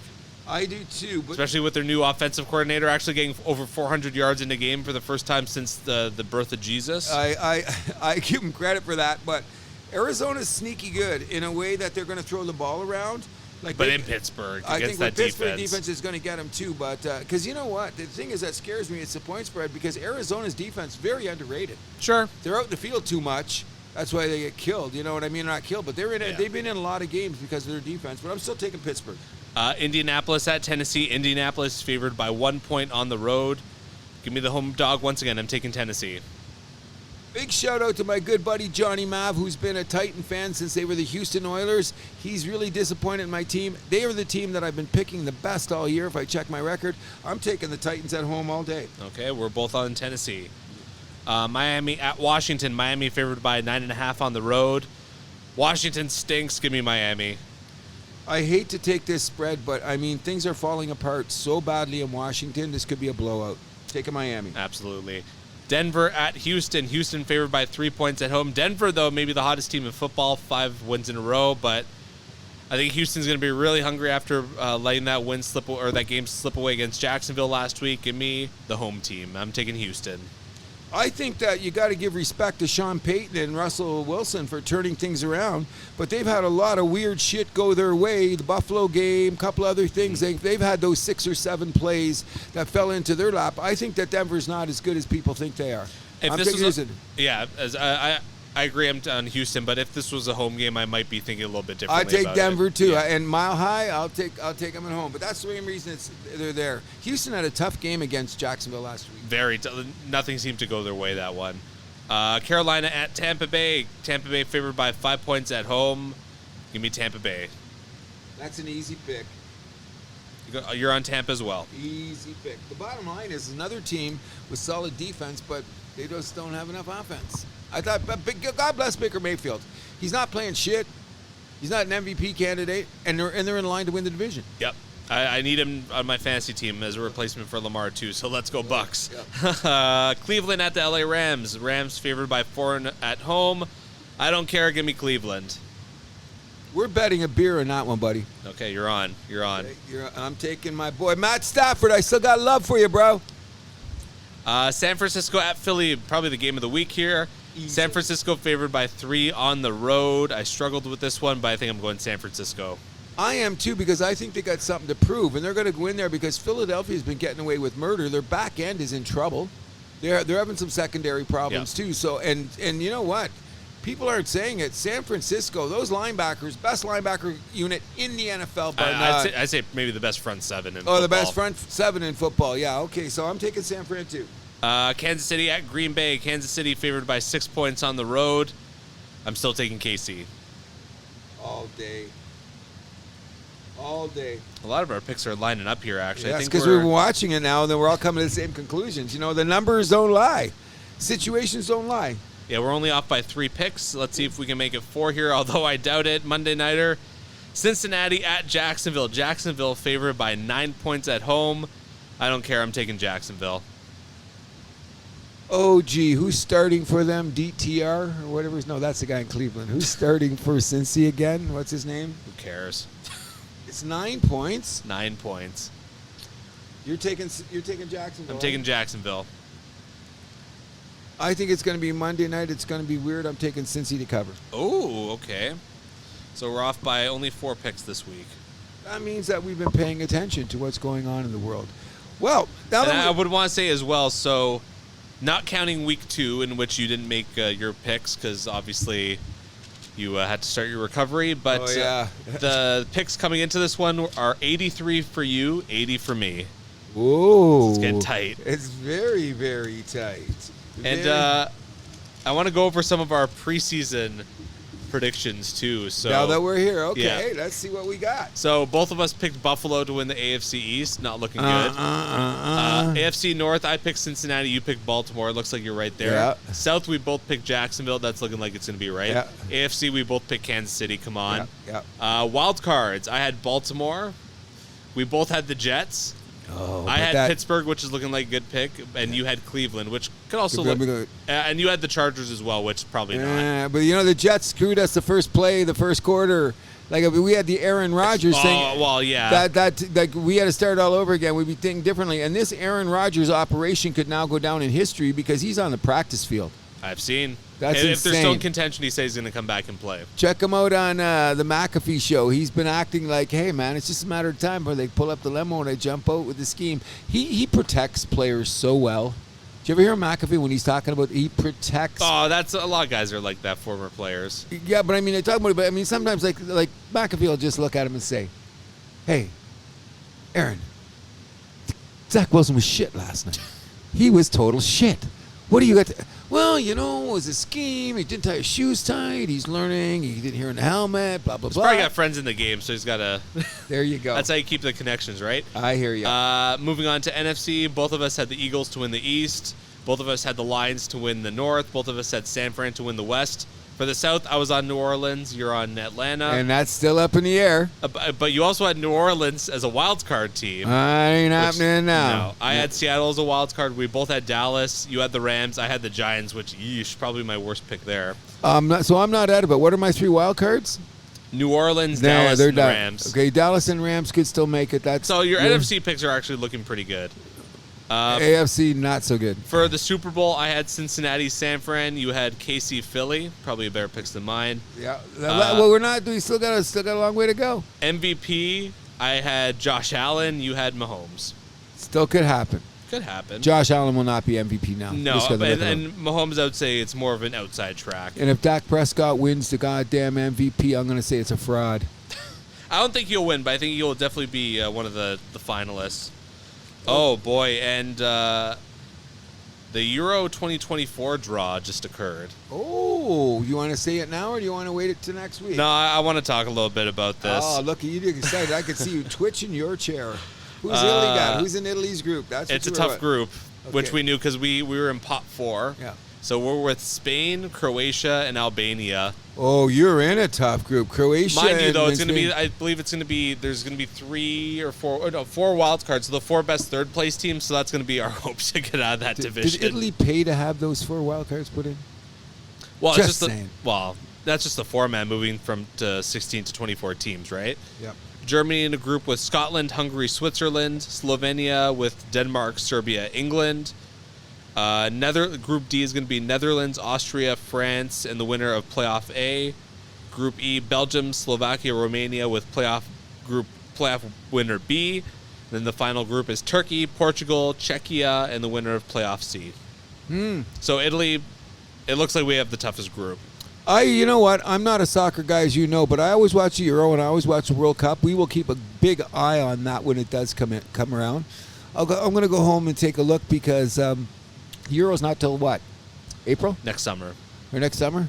It'll start in June. Oh, yeah. I'm going to do a little research there and make some predictions. You know I'll be all over that. Of course you will. We couldn't leave it without it. But anyways, just before we go, I just want to end the show with a little something we're trying to do that maybe that would make sense for the people that listen to the House That Happens. But The Gospel According to Cruz. the Gospel According to thing is one of the things, and I'm really sorry, I'll do it better next week because I lost my tablet, bro. That's just insane. I hope it works when I get home. But I just wanted to get across this, okay? One of the great things about sports, and I heard this on the Ken Burns film series. You ever watch Ken Burns baseball? How can you not I watch have it it? on DVD. I love it. Okay, I watched it 3 times. But one of the things that really got in my mind when I was listening to it was ultimately sports became a attraction and a distraction for all the worries, woes, ups and downs of the working man and the people that move the country. And if you look around the world, all these countries, like baseball became a national pastime, but because they made their own game. But if you look around, like Brazil, they're crazy soccer fans. Yeah. That's their distraction. Here in Canada, we're hockey fanatics. You know what I mean? So what we're going to do, and it's kind of a weird thing because I'm older than you, so I'm embedded into, I'm going to be a sports fan no matter what. If you hear me say nothing but assholes and this, that, and the other thing, I'm going to continue to say that as much as I'm going to go on because I want to know what happened since, let's just say, I'm leaving high school. Okay? If someone had told me that you're going to be able to put my whole my whole album collection on a device that can communicate with anything I want in the whole wide world, I'd have been going, that's kind of Buck Rogers to me. But look what happened in the evolution of time. Okay? The other thing that happened in the evolution of sports is I wanted to bring up, and I'm glad that you point out is here, is that there's been a lot of rule changes to speed the game up because technology wants people to get faster, like taking out the red line in hockey, no hand checking in basketball. Well, I mean, the red line was also because of the neutral zone trap. Well, whatever. Was, but it's the evolution of the game. I mean, we're getting a little tired of the 0-0 games every night. Okay, so I agree. So we're talking about the evolution of the game that's going on. But the evolution of the game that I cannot really tolerate anymore and starting to really irritate me to a point where I scream is what happened to the relationship between players and referees. Oh, okay. You know what I'm saying? So back in the day, let's just say you heard about Kerry Fraser. Some people liked him, some people didn't. But you know how Kerry Fraser was going to do the game and people gave him respect. Sure. Okay? There's a guy. I have a lot of respect for Kerry Fraser. Exactly. And you know Buddy that used to be the buff guy that just retired? That was The NFL one. The NFL guy? The Patriots just had an atrocious record with. We're going to get to that in a minute, okay? The same thing is with the guy on the basketball court. Let's not talk about Scott Fisher because we had the Hudak guy Scott Foster, and the whole thing with Iverson never going to get a call from me. Now, what has happened to me is that I'm just saying. Not to mention, sorry to interrupt, but Wes McCauley, Sheldon Keefe. Oh, there you go. There you go. So my point is this. I'm just not saying let's look at the referees. Let's look at the players. Every time a guy goes down the field in the NFL and he gets looked at, he's doing the flag thing. Every time a guy goes to the net and in the NBA, they're all staring down the refs. A guy gets hit in hockey, sometimes he stays down longer looking Yeah. for the call. The only guys I think straightening up, and those were the best arguments, were in baseball with the managers and the umpires when things got out of control. But they've got a technology within the game now to eliminate those ridiculous arguments we see. But we haven't cleaned it up in hockey, hockey, football, or basketball, because every game that I see going on now, there's something stupid going on with referees and the players. I don't know who's more wrong or who's more right, but I do know this. The main reason that I'm concerned about this is that something that happened back when I ended high school too, is that they said they would never be a professional sports team in Vegas due to gambling. As of next year, they will have a sport from all 4 majors. Well, now three. Three. They're Now, just missing the Oakland's basketball. Oh, that's coming. They're going to It's expand. coming, but okay. yeah. So now, what I'm saying is that the relationship between referee and players has gotten to a point we got to question it, because every time I turn on an NBA game, an NHL game, NFL game, what do you see all over the place? What are they advertising? Bet, this, diamond, and the whole 9 yards. So is this compromising the credibility of my fun and distractions when I want to make a little bet? Because I'm starting to think I would better way back in the day when I used to have to bet off the coffee truck. You know what I mean? I know I was going to get my payout and back, but now I see something like, if the referee already knows that I'm going in and I don't like you, that could affect my point spread. Another referee who gets intimidated by a player might think twice about making a call because he doesn't want to be intimidated by the superstar of the game. Is that not going to affect gambling some days? Sure, but I mean, hasn't that always kind of been an issue, though, wouldn't you say? I'm saying it's escalated to a point where I don't understand it. Let's go back to 1984, 94, even 2004. I didn't see guys screaming at the referee every 2 seconds in the NBA like I do now. I seen the guys looking for a flag now and again, but I didn't see everybody flopping and doing this. Well, I know that was a big problem with the NHL, where they were basically telling the coaches before the season, like, yeah, he's got to like chill out with like yelling at the referees. Okay, and they're saying that, but then again, I think it's mandated from the league too, because what they start saying is, let's get the fans excited. More penalty shots. Hey, man, if they're hacking... Well, if it's a penalty shot, it should be called a penalty shot. Like, I'm just all... Like, it's more about consistency for me. That's my point. And if I don't see consistency between refs, like the deterioration between refs and players, the Scott Fisher, Chris Paul thing... Foster, I mean, yeah. The other night was a perfect example. Like, what went on there? That was insane. I seen LeBron look at a referee the other night, got 3 calls in a row right after that. That could cover the spread on a bet one way or another. So anyways, the reason I'm ranting so much is this. As much as we all love gambling and we all put our ducats down on the game, I'm starting to worry about the compromise that is happening due to the interplay I've seen between referees and the players, and that's the gospel according to Cruz. And that's something to keep an eye on. That's what we're going to do. I'm going to try to do it. I had it more written, but anyway, I lost on my pad. We've been going a little too long. We've been trying to keep this down to a 2-hour thing to 90 minutes, but we got so many good things to say. Exactly. With a little bit of extra time between shows, so of course we had to talk about things. Also, apologies for the audio here. Shoey's is still closed for the time being. It's looking like it's going to be a New Year's reopening. We're going to obviously have a big party here. And not only that, they're doing an amazing job of gutting the place and rebuilding it. So all of us Shoey's people out here, and Serge was here today, we're gonna bring it back to you in a big way.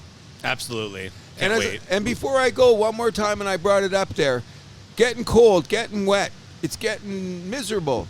If you see somebody out there that needs a hand, maybe one day you need a hand. So let's not, at the house that happens, we're going to start promoting. Help your fellow man. Don't you agree? Is there anything else you'd like to say, bro? Just about it for me. Go Leafs, go. That's all I'm thinking about. I ain't going to say Boston. that in my whole life. I wouldn't expect you to, you stinking Habs fan. I'm just going with the Michigan thing, and that's the way it is. But in any event, once again, we want. Also, I just want to say, George, I know I told you guys that I'm sharing the podcast with a Habs fan. You guys said you want to be on as reinforcements. Love to have you on. Come one on day. down. Kyle Alberto, Kevin Pick, and my son, we're going to set something up for Christmas for all of you. It's really, really enjoyed this show today, buddy. We covered some good ground, had some things to say. Absolutely. And by the way, my name is Cruz. And I'm Andrew Milani. And you know what we do? We keep the vibe alive.